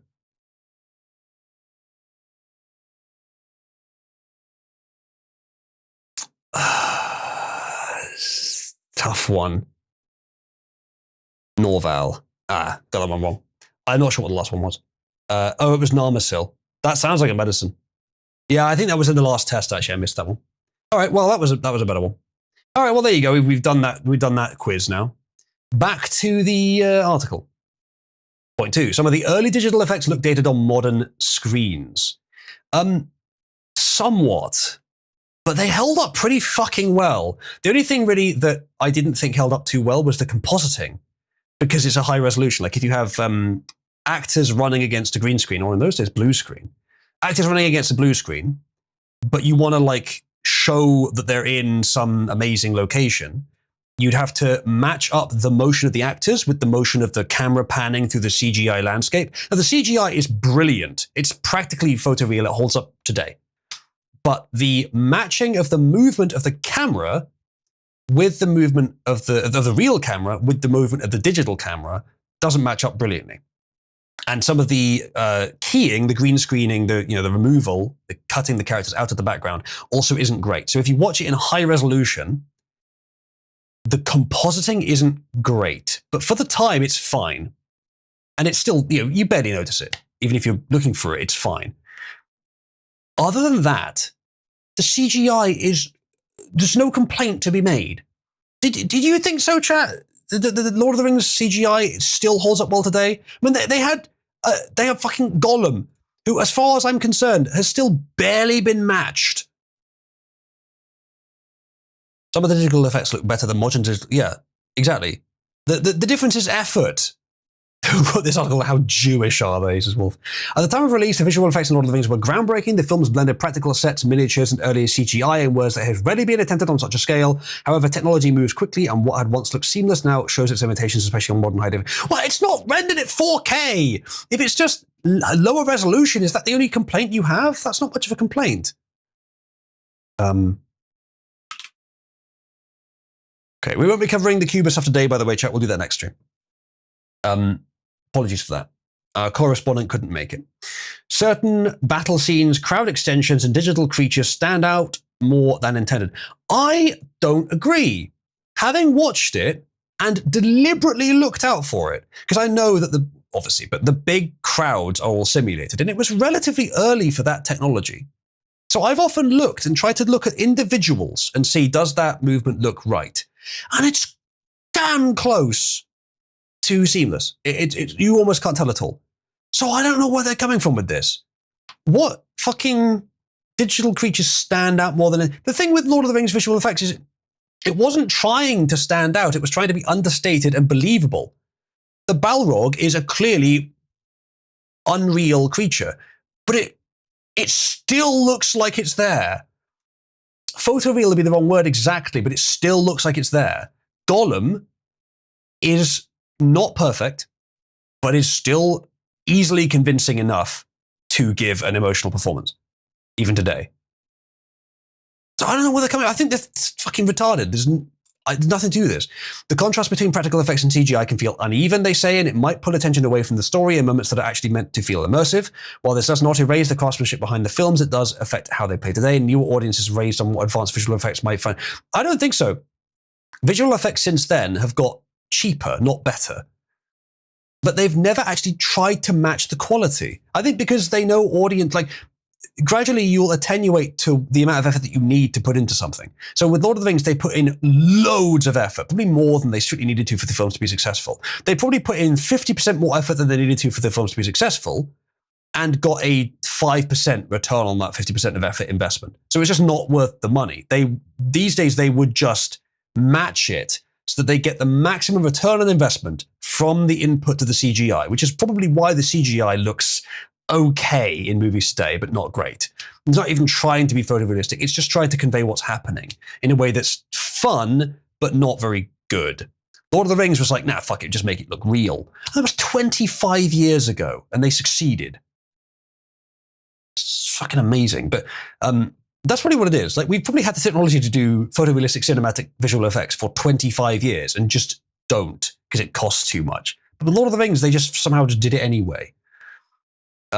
So criticizing it, even in the light of today, it's just there's something to it. It's the movie that probably hold up the best in visual effects of any in history. It probably hold up better than Avatar, for example. Well, this does not erase the craftsmanship. Yeah, I just completely disagree with them there. The serious, old-fashioned tone can feel distant to today's audiences. I think that is going to be completely baseless. I'd love for them to give examples, by the way, of what they're talking about here. This is not a digital effect. This is just Legolas. This is probably like 99% just live action filmed. The only visual effects might be some color grading on this. Why are they using this as their example? Did an AI write this? It's not giving a single goddamn, it's just explaining what it means, but there's no examples. Yeah, I disagree with the issue of tone here. The tone comes from a very specific storytelling tradition. The films speak in formal language, rely on mythic stakes, and treat good and evil as clearly defined forces. What he created, Tolkien and Jackson, what they both independently created, is something that is timeless and will appeal to every generation. You say it's old-fashioned and traditional. Yes, it's old-fashioned. It's 1,000 years old, at least some of the roots of the inspiration. Like the ancient language stuff, the way people used to act. It's not perfect. It's a homage, let's say, to 1,000 years ago, or even longer, arguably. So how could people in the year 1999 or 2001 when it released, how could they appreciate the movies? Because it doesn't matter how old it is. It matters what story it's conveying. Like how old the basis of it is. I don't think there's anything to this point. He says that approach made sense for adapting Tolkien's work, but given the trilogy, its weight and sincerity, still that same seriousness can feel heavy for viewers, Gen Z mainly, who are used to more casual, self-aware blockbusters. I think perhaps the market may be a bit too saturated with it, and perhaps they would enjoy something a bit different every now and again, something a bit more deep. I think maybe what this guy's looking at is, well, the mass market, you see, they watch slop, they watch TikTok. Yeah, but back in our day, you could probably point to similar low-grade trends. Now, maybe there wasn't as much data on it, and things would have been a little different because of attention span changes, which probably are true. But what you remember from history is the higher quality stuff, the stuff that's worth remembering. The TikTok videos of today will be completely forgotten 5 years after they're produced. Lord of the Rings will still be watched hundreds of years from now, I suspect. Today's audiences often expect humor to break the tension or characters to question the story. Have you heard of Gimli the Dwarf? He's in there. He's the comic relief, and he's quite funny. Lord of the Rings rarely does that, it says. Its emotional beats are earnest, and its dialogue often sounds ceremonial. As a result, some viewers may feel a distance from the characters, especially early on. Films ask patience before emotional payoff arrives. Again, not a single example, counter or otherwise, has been given here. I have given more examples, and I didn't even need to write this article. I haven't watched them recently, or I watched them like 3 or 4 months ago. Marvel and its consequences, quite. He's complaining it doesn't have the Marvel slop humor. Kill me, he says, well, yes, he is. I think he is, literally. Today's audience expects someone to look at the camera and say, well, that just happened, every 5 minutes, yeah. That's kind of what he's asking for, yeah. No, I'm glad that this film does not appeal to you in the modern day, my dude. Large parts of the story focus on traveling, which slows the pace. No! Traveling shows the cool fucking world. It's called New Zealand. And also Middle Earth. A lot of it's composited over New Zealand, of course. No, They don't waste time just like, oh yeah, and now we'll have 10 minutes of shots of them just walking through fields. No, the traveling is part of the story. It gives it like gravity. It gives it depth and length, longitude. It's crazy. It's not like it's a fucking found footage of them just walking through fields. I think this guy's he's been given the article prompt and he, like an AI, is just like, well, I mean, there's nothing wrong with that. I'm going to have to make some shit up. And this is the best he could come up with. Chat, the beacon notification just hit. Gondor's asking for a carry. That's disgusting. A major portion of the trilogy is built around movement, they say. Oh no, not movement! Characters walk across mountains, forests, plains, and ruins, often with long stretches where little changes beyond location. This structure reflects the journey at the heart of the story, and it reinforces the physical cost of the quest. However, when revisiting the films today, the emphasis on travel can test patience. What you've got to do is you've actually got to be interested in the movies. I have a feeling that this guy... Here's a potential hypothesis, assuming a bit of dishonesty here, but I'm going to go ahead and do so. This guy never watched them when they came out. Or if he did, he was per se on them, didn't like them very much. He is now reframing his own lack of appreciation for these masterpieces as evidence that they have decayed or that modern audiences wouldn't enjoy them. It's all internal to him. Would you generally comport with that hypothesis, Chan? He says many scenes, and the reason he's saying that, by the way, the reason he's not giving examples is because he skimmed them to do this analysis. Maybe he even asked an AI, hey, give me some summaries of what I could write for this, and then just wrote basic summaries for each point. The whole thing's AI. These days, obviously, that's quite likely. Fuck him, he is a retard. Yes, he is. I think Grok or ChatGPT could write a better version of this article. Yeah, probably. A journey, you say? Did heroes go on it? They sure did.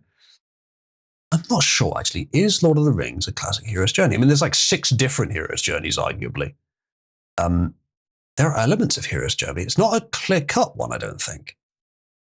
Well, there's evidence you don't need to do that, I suppose, if it isn't. And I'm sure that there are some patterns in it that are like that, but it's not a clear-cut one, I don't think. Modern viewers are accustomed to tighter pacing and frequent narrative turns. In contrast, Lord of the Rings often pauses to observe landscape and process exhaustion. Modern movies kind of suck. Audiences aren't anywhere near as enthusiastic about them, or don't seem to be, as they were in the past. Now, you could say that that's somewhat due to changing technology. I'm not talking about cinemas necessarily, although that's going to factor into the ratings, but I'm talking about all movies in general. I don't know. It's just I've just been watching too much Critical Drinker. I don't think people like modern movies very much. Even modern people. They're very lazy. They're tighter pace. It's all about efficiency, but at the cost of creativity and quality. The art is being lost, which happens to almost everything at some point. But you have a revolution, a new artistic movement at some point in movies to shake off this fucking lazy, brutalist minimalism. Lord of the Rings often pauses to observe landscape and process exhaustion. Over time, these moments can blur together, he says. The journey remains meaningful, but the sheer amount of time spent getting from one place to another can make the experience feel longer than necessary. I don't agree. Interestingly, though, if my theory is correct, that he never watched these movies and he's just never watched them back in the day, maybe skimmed them in the modern day, and has just been told to come up with stuff for this prompt, he knows how fucking beloved these movies are, and he knows he has to say, oh no, don't worry, they're still great. No, I think they're still great. It doesn't take away from the depth of the, but modern audiences just wouldn't quite get it. I think he knows what he's doing. The formal all-star dialogue can feel too hard to connect with emotionally. That's the same as point 3. Point 3, the serious old-fashioned tone and wording as 2 different points with 1 point in between them just to keep them separated. Is that what we're doing? Yeah, I don't know, bro. I don't know. I think you're bullshitting. I would argue if a theatre showed The Lord of the Rings for a couple of settings a year could make a killing. Yes, I would agree. I don't know why they don't do that. They make a lot of fucking money. By the way, if you're watching on Twitter right now, say hello in chat if there is a live chat where you're watching. Actually, I guess people on Twitter who are watching this might just be watching it from the tweet, in which case they can't see the chat. That's why the chat doesn't tend to get many people typing in it, but the stream does get viewers. Right. Interesting. If you're on Twitter, if you're a follower of mine on Twitter and you're not on Discord, can I ask you a special favor? Because I'm trying to assess the platform. Can you post a tweet replying to the tweet you're watching it on? Just saying, I'm here watching on the tweet or something. But if you're watching on the full broadcast page, can you type a message in the live chat? And we'll see how many do each one. Because I suspect most people are seeing this on the tweet, not on the broadcast page. So we'll see. Also, I'm not here watching on Dick's Sword. Let me get you the tweet. Again, I think people are probably watching on the message one I just posted. But there's also a broadcast page. Okay, yeah. Oh, that's pretty live actually. That's pretty up to date. Yeah. So if you click on it, where it says like below the video, it says Netanyahu dead, Qubit is off. You click on that bit, it takes you to the broadcast page, and you can access the live chat. Yeah, I show up as live on X. Cool. Wait, it says plus 38, and then Real Tim Black is plus 57. Am I almost as popular a streamer as Real Tim Black? Because I've heard of him. I mean, Alex Jones is plus 130,000, but that's a different fucking story. We can approach that. You know, we'll get there. But that's interesting. It is interesting. It is nice to be on a platform where I can fairly safely assume that I am not being held back due to censorship. I will also try out their system of clips, because I always figure that with YouTube, if you release clips, it's going to take fucking ages to create a channel and all the metadata shit you have to do, and it's all fucking bullshit complex. I saw March's efforts with Mulberry Wizard posting it. It looked like a lot of fucking work, and it took ages to start growing. All the extra shit you have to do. With Twitter, you just, I've got the video file, throw it at Twitter, it just uses it. Now, it's not quite as optimized for discovery in that case, but I already have 4,500 followers, and I'm sure that I can get more. And that probably, I think maybe the thing about making clips that I didn't enjoy wasn't the actual clipping part. It was the fact that when I've done that, I've got to go find the file, drag it onto YouTube, open the YouTube studio, making sure it's on the right account, drag it into YouTube, spend half an hour configuring the metadata, make sure it doesn't have any naughty words in it, and then, ooh, maybe they won't throttle me today. But with Twitter, it's so frictionless. Maybe I'll feel like doing it. We'll see. Yeah, indeed, Ezreal. Yes, indeed, I do, Pug. But Twitter doesn't seem to mind that. Okay, I think we're gonna skip point 5 because it's gonna be identical to point 3. The clear good versus evil approach leaves little room for moral complexity. Good. That's fine sometimes. Both approaches are completely fine. If you want to have moral complexity, fine. In my stories, I try to generally. When I've run like TTRPGs, I try to add moral complexity. But if you don't want to, that's absolutely fine. Both ways are fine. Lord of the Rings is exactly right in its moral unambiguity. It's exactly right. If a different show wants to have a lot of moral ambiguity, that's fine too. But Lord of the Rings is perfect as it is. Don't need to change that. Not for a modern audience, not for the audience at the time, not for anyone else. The trilogy presents a world where the moral lines are sharply drawn. They sure are. Orcs are bad, and if you associate or identify with the orcs, that is your business. Evil is external, visible, and largely unchanging, while good is defined by loyalty, restraint, and sacrifice. Fair summary. This clarity gives the story focus and makes its stakes easy to understand. It also reinforces the mythic structure that defines the films. However, the same structure can feel limiting to audiences who expect moral ambiguity. Well, then that's their fucking loss. Not everyone wants...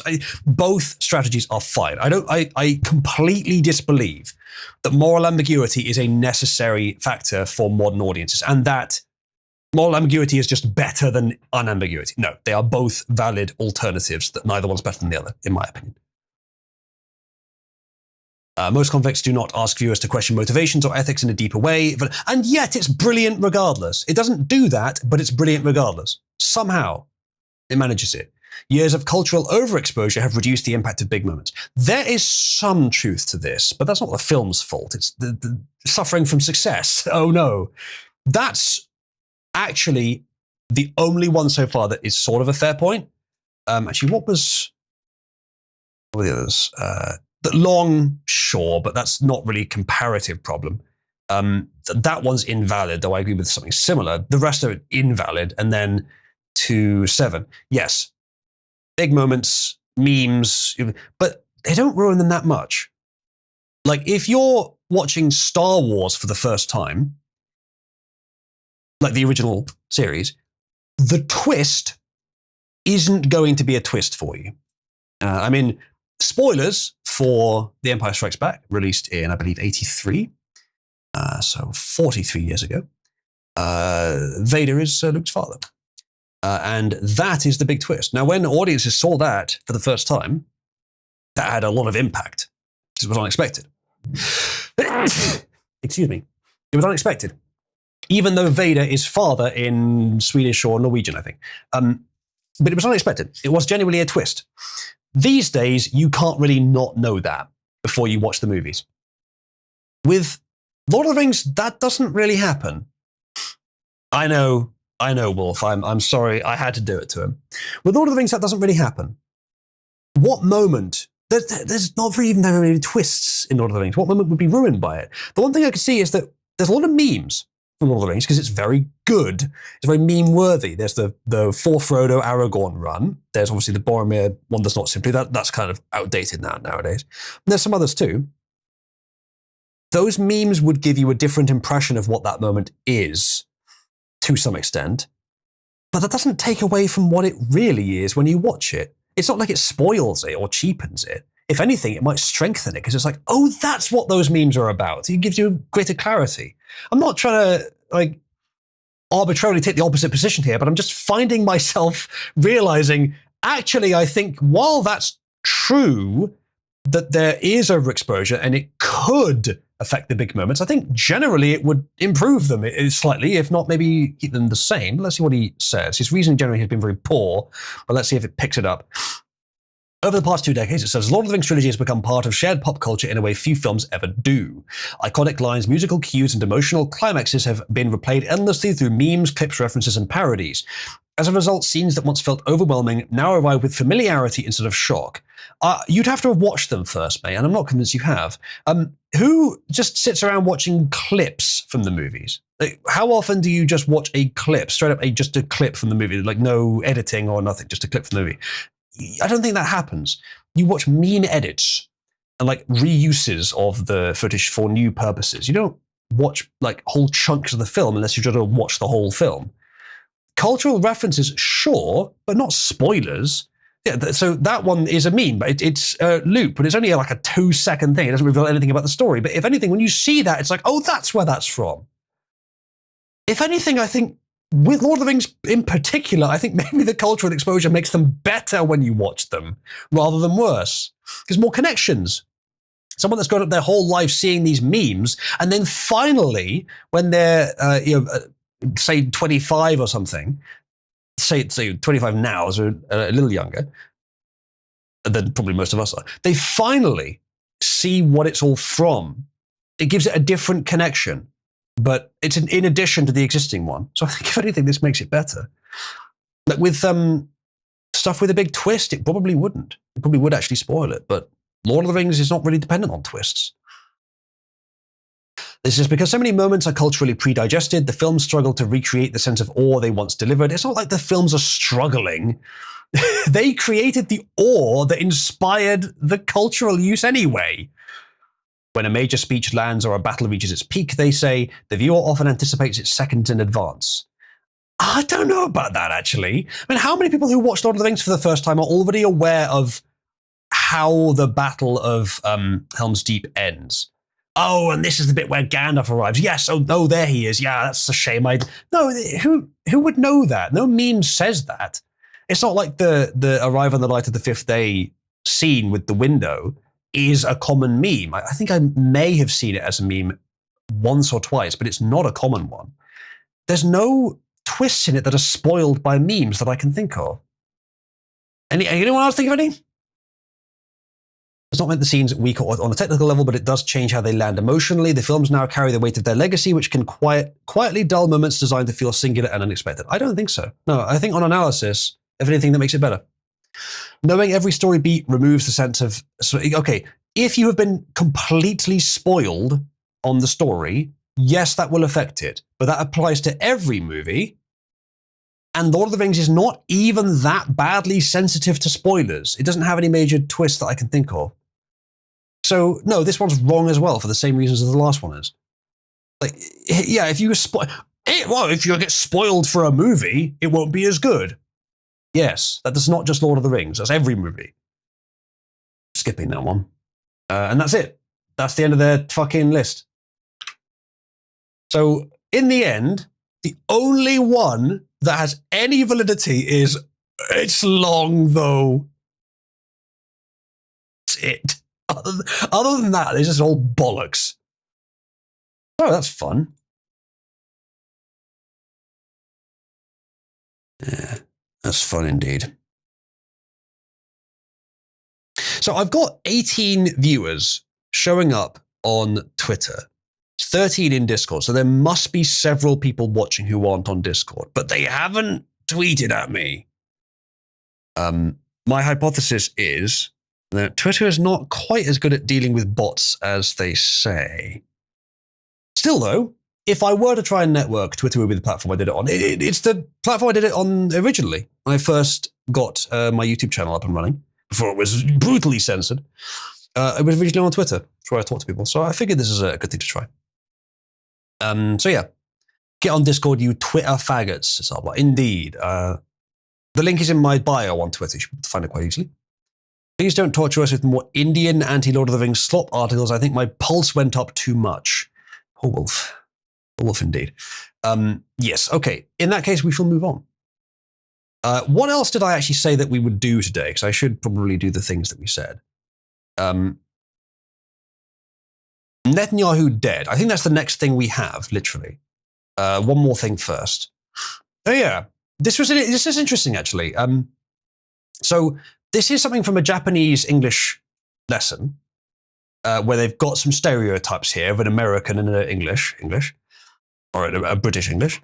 And it says, I'm Japanese, I'm studying English, I'm learning about the differences between American English and British English. Is this accurate? American English, youthful, flashy appearance, easy to approach, wealthy impression. British English, polite and elegant, upper class, sophisticated, refined impression.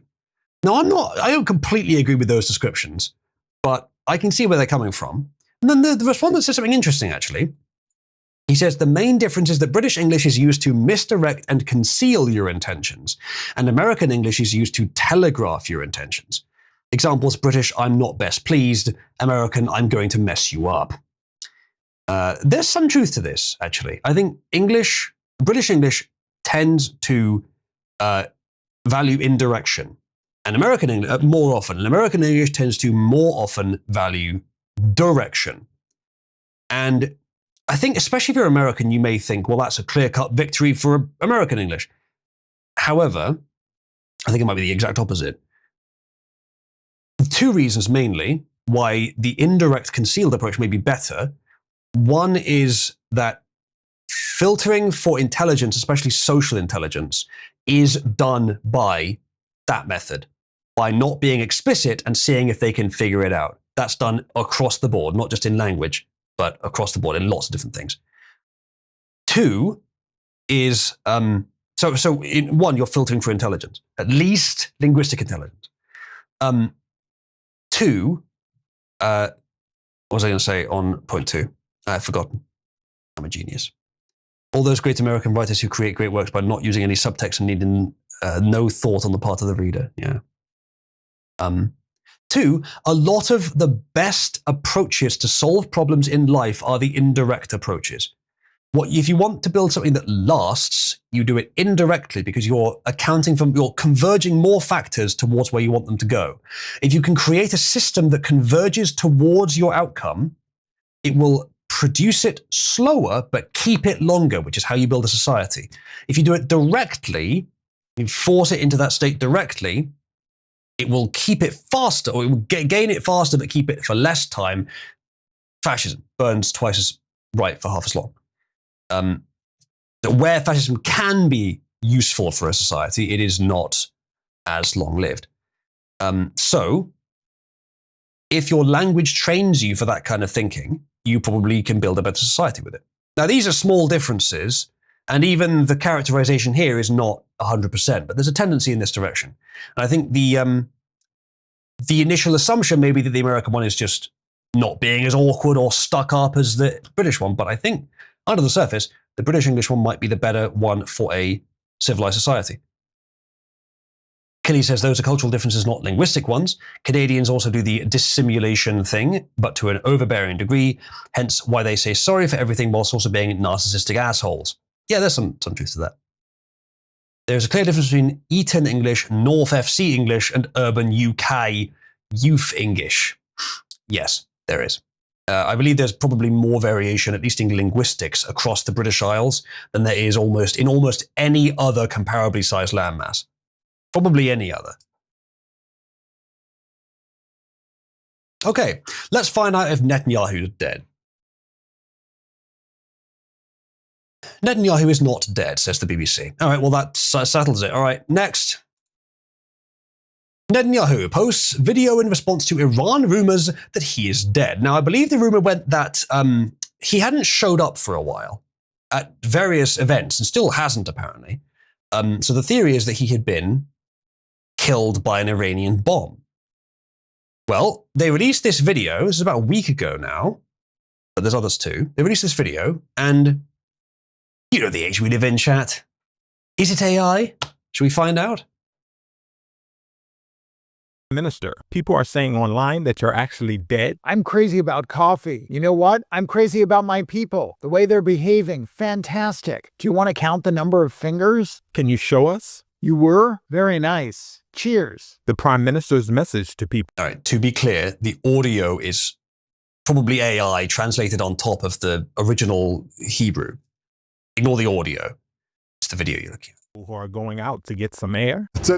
Go out to get some air, but stay near a protected space. And your resilience is amazing. It gives strength to me, to the government, to the IDF, to the Mossad. We are doing things I can't share at the moment, but we are doing things. Striking Iran very hard, even today, and in Lebanon as well, continuing. I'm telling all of you, you keep going too. Keep following the instructions of the Home Front Command. Always follow the Home Front Command's instructions, and also those of the mayors. Always stay near a protected space. We will ease things as much as... All right, so it looks fairly real. However, I would tend to agree with Arbla and Achilles on the fingers. Where's the hand, isn't it? Even as they got better. Let's turn off the captions.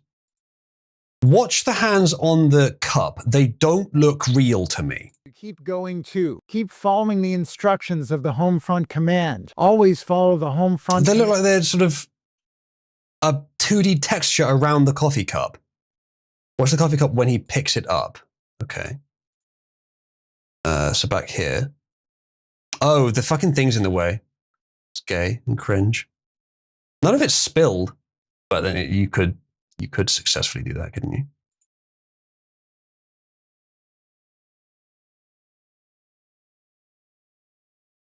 Yeah, they've put the thing in the way. That's very cringe. So what about when he briefly looks around at the woman on the left here? But yeah, I think the hand does look wrong. It doesn't have to be wrong, but like, why is it splayed around like this? And like this finger's under this one slightly. Why would you hold it like that? And the little finger's underneath. It's a very strange way of holding it. It doesn't look real to me. Something going on with the thumb in this frame as well. I want to see the shot when it briefly pans over to the left.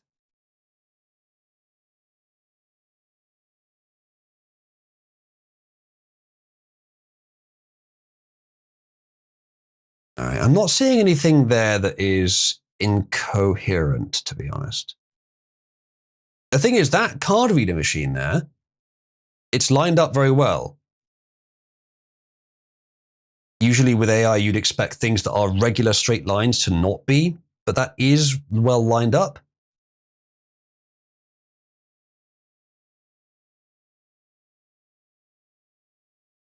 So I think the premise here, why would they fake it, is, why wouldn't they just announce that he's dead? Because usually when a world leader dies, they don't waste too much time in announcing it, at least not that I've seen. Because they don't want Iran to feel emboldened, I guess. That's the only thing I can think of at the moment. But if that is the case, I mean, that's enough to explain it. So, is this AI? I'm not sure. It could be.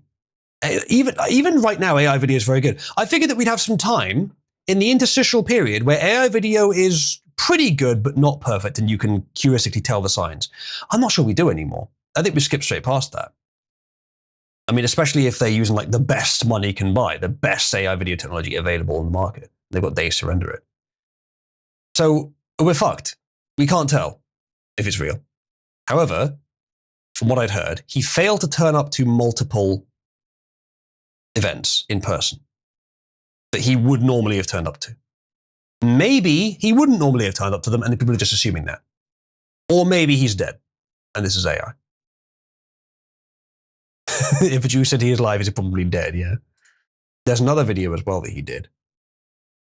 Interesting how these are all very sort of controlled videos. Shuffle article. I believe I have videos over here, actually. Just skip to this for now. Is Netanyahu dead? Grok, investigate thoroughly and verify all sources.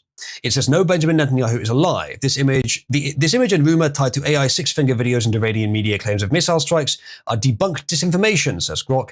He spoke live on March 12th. Israeli officials and fact-checkers, Snopes, Metro, and Times of Israel confirm no death or injury, pure fake news amid tensions. I'm sorry, Grok. I don't buy that excuse. You can't just respond to fact-checker. Now, March 12th, fine. What about since then? Were the attacks supposedly before March 12th? I can't remember. Oh no. Like that's one of Grok's biases. It is much like Trump and some others. It's a bit too pro-Israel. So I don't know. I don't know about the spoke live on the 12th thing. President Netanyahu's last public appearance. He was allegedly taken out by Iranian missiles immediately after this. And what was that? Oh yeah, no, immediately after. So if it's the 13th, his last public appearance, according to Grok, was on the 12th. Immediately after the 13th. So yeah, that doesn't prove it. So all Grok has then is, well, Snopes and Times of Israel don't say so. Yeah, I have seen them say, it's not true, it's disinformation. And then it later turns out to be true. And they were just guessing. They probably didn't even know it was true. You wouldn't tell the press, oh, by the way, he is dead, but please lie for us. No, you just tell them, it's misinformation. And they just print it. So it's not like they know. So they're just running with it. This is increasing my confidence that he's dead, if anything. One of the locations that was attacked, you can see just behind me, Prime Minister Benjamin Netanyahu, who has visited this place. This is one of the locations where a deadly attack took place. 9 people were killed, and there were, in fact, more than 25 who were injured out here. You can see Netanyahu, in fact, visiting this particular location out here. And this is the latest that we are picking up in Bet Shemshesh, where, in fact... Next thing. Next data on this, I suppose. Joe Rogan claims this is AI and that Netanyahu is dead. What do you think? If you want proof that Iran endangers the entire world, the last 48 hours have given it. In the last 48 hours, Iran targeted a civilian area. They're doing that as a mass murder weapon. Luckily, no one was killed, but that's due to luck, not their intention. Their intention is to murder civilians. Second, they fired on Jerusalem right next to the holy sites of the 3 monotheistic faiths, the Western Wall, the Church of the Holy Sepulchre, and the Al-Aqsa Mosque. And by dint of a miracle again, none of them were hurt. But they were targeting the holy sites of the three major monotheistic I didn't expect him to know English this well. Most world leaders aren't that good at speaking English, I've noticed, for some reason. But he used the word dint. I respect him for that, if nothing else. I don't think this is AI. The faces in the background are too good. And the lip sync is seemingly perfect. Now, did this video release before the 12th? Was this the video from the 12th? It doesn't really tell me when it's from. Lip sync looks off to you? Okay. Recorded on March 2nd. According to Grok, that might be wrong. Oh, no, according to Gemini, actually. That might be wrong.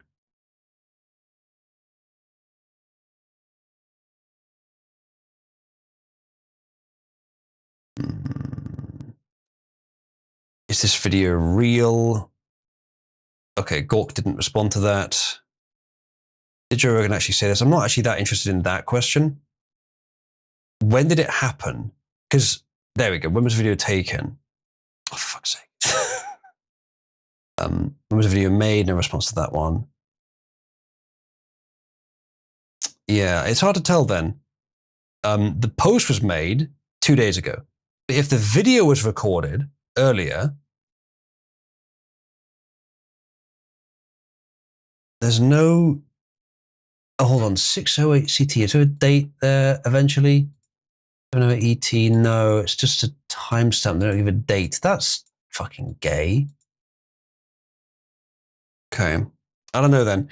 This could have been from before he was supposedly killed, in which case it's not useful. And this guy claiming Joe Rogan said it is probably bullshitting. So I don't know on that one. Let's see what we got next. Yeah, they're using DLSS 6. That must be it. No tweet from Netanyahu. No tweet from his son. He didn't appear on interview. Israeli media not reporting on him. Reddit is saying he is dead. Official handle denies he's dead and later deletes that tweet. I have no idea what the fuck that means, but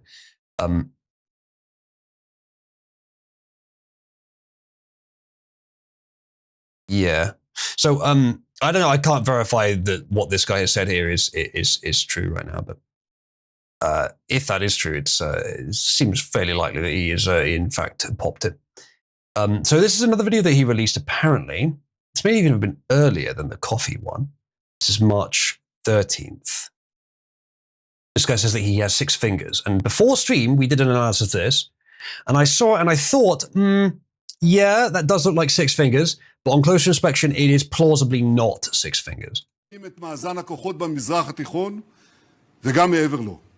ההישגים הללו מבססים את מעמדה של ישראל. I think this is the one without the highlighting, so we'll go to the one that highlights the fingers.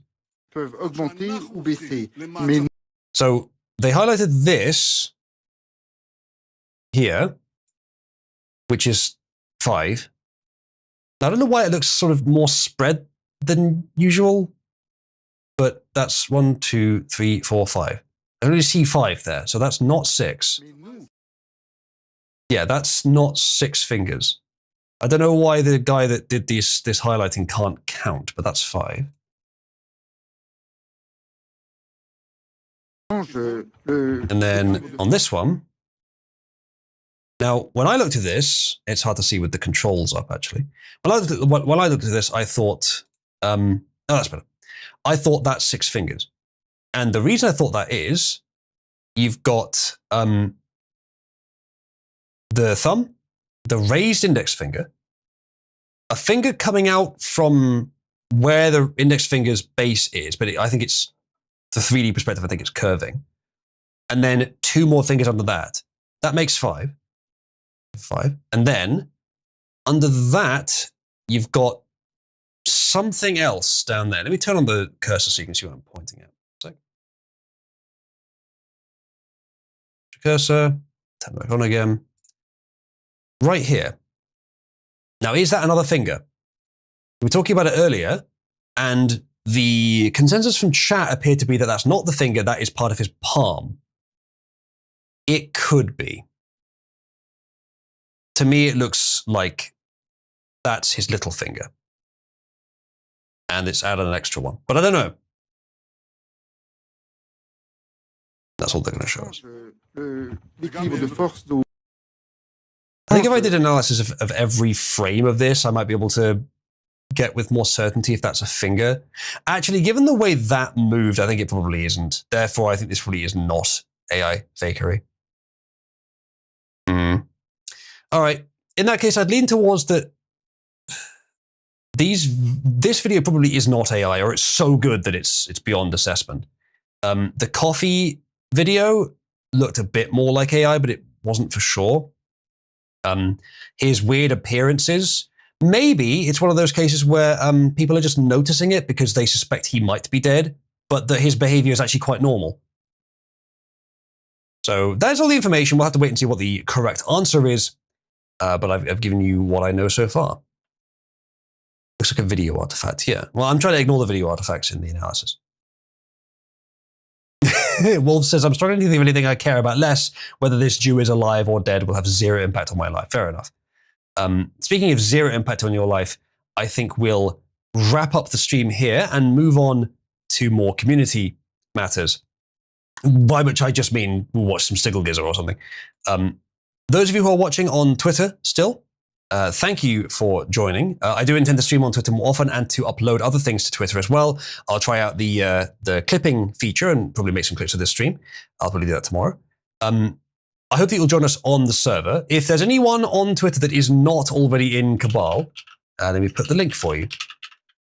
We do lots of fun stuff here, and we're probably, right after the stream ends, we're going to go and watch we're going to continue watching Stargate, and we're going to get through that, and then we're going to do Atlantis, I think. And then after that, it's kind of open season. We'll figure it out.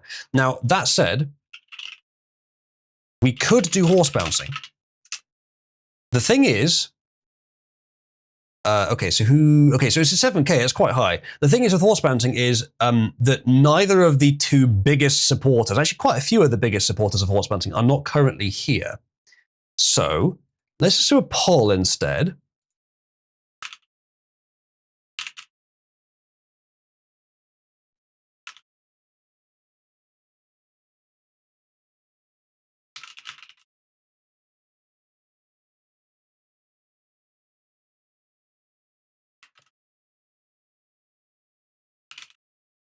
Okay, all right, there you go.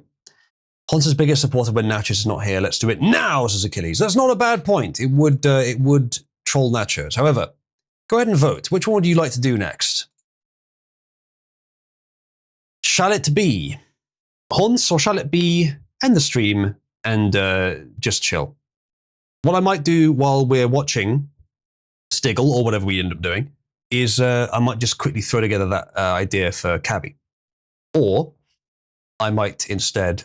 Ooh, the cursor moves around with the massive shadow. That's interesting. I can turn that off, actually. What we might do instead is I might just go and eat. Let's do that, and you can see the results happening in real time. I'm genius. So fucking smart. All right. Good. It looks like it'll be Hans another day. I don't have time for Hans Bond. It's already 4 hours overdue for bed. Going to be a rough day tomorrow. Understood. Melchett, good night. Yep, I think we'll wrap up the stream here. We will convene in Pit 1. And then we'll figure out what to do from there.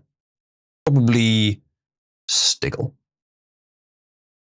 We should have a light comedy show that we can intersperse whenever we feel like it. We were going to start watching a few of them, weren't we? There was Venture Brothers and Drawn Together. We mentioned both. Should make tea and food. Me too late. Understandable. Well, then there's no risk of your thing being revealed tonight. We shall do it another day. Good night, Rachos. All right, in that case, I will see you guys in Pit 1. Thank you for joining the stream, and enjoy the outro music.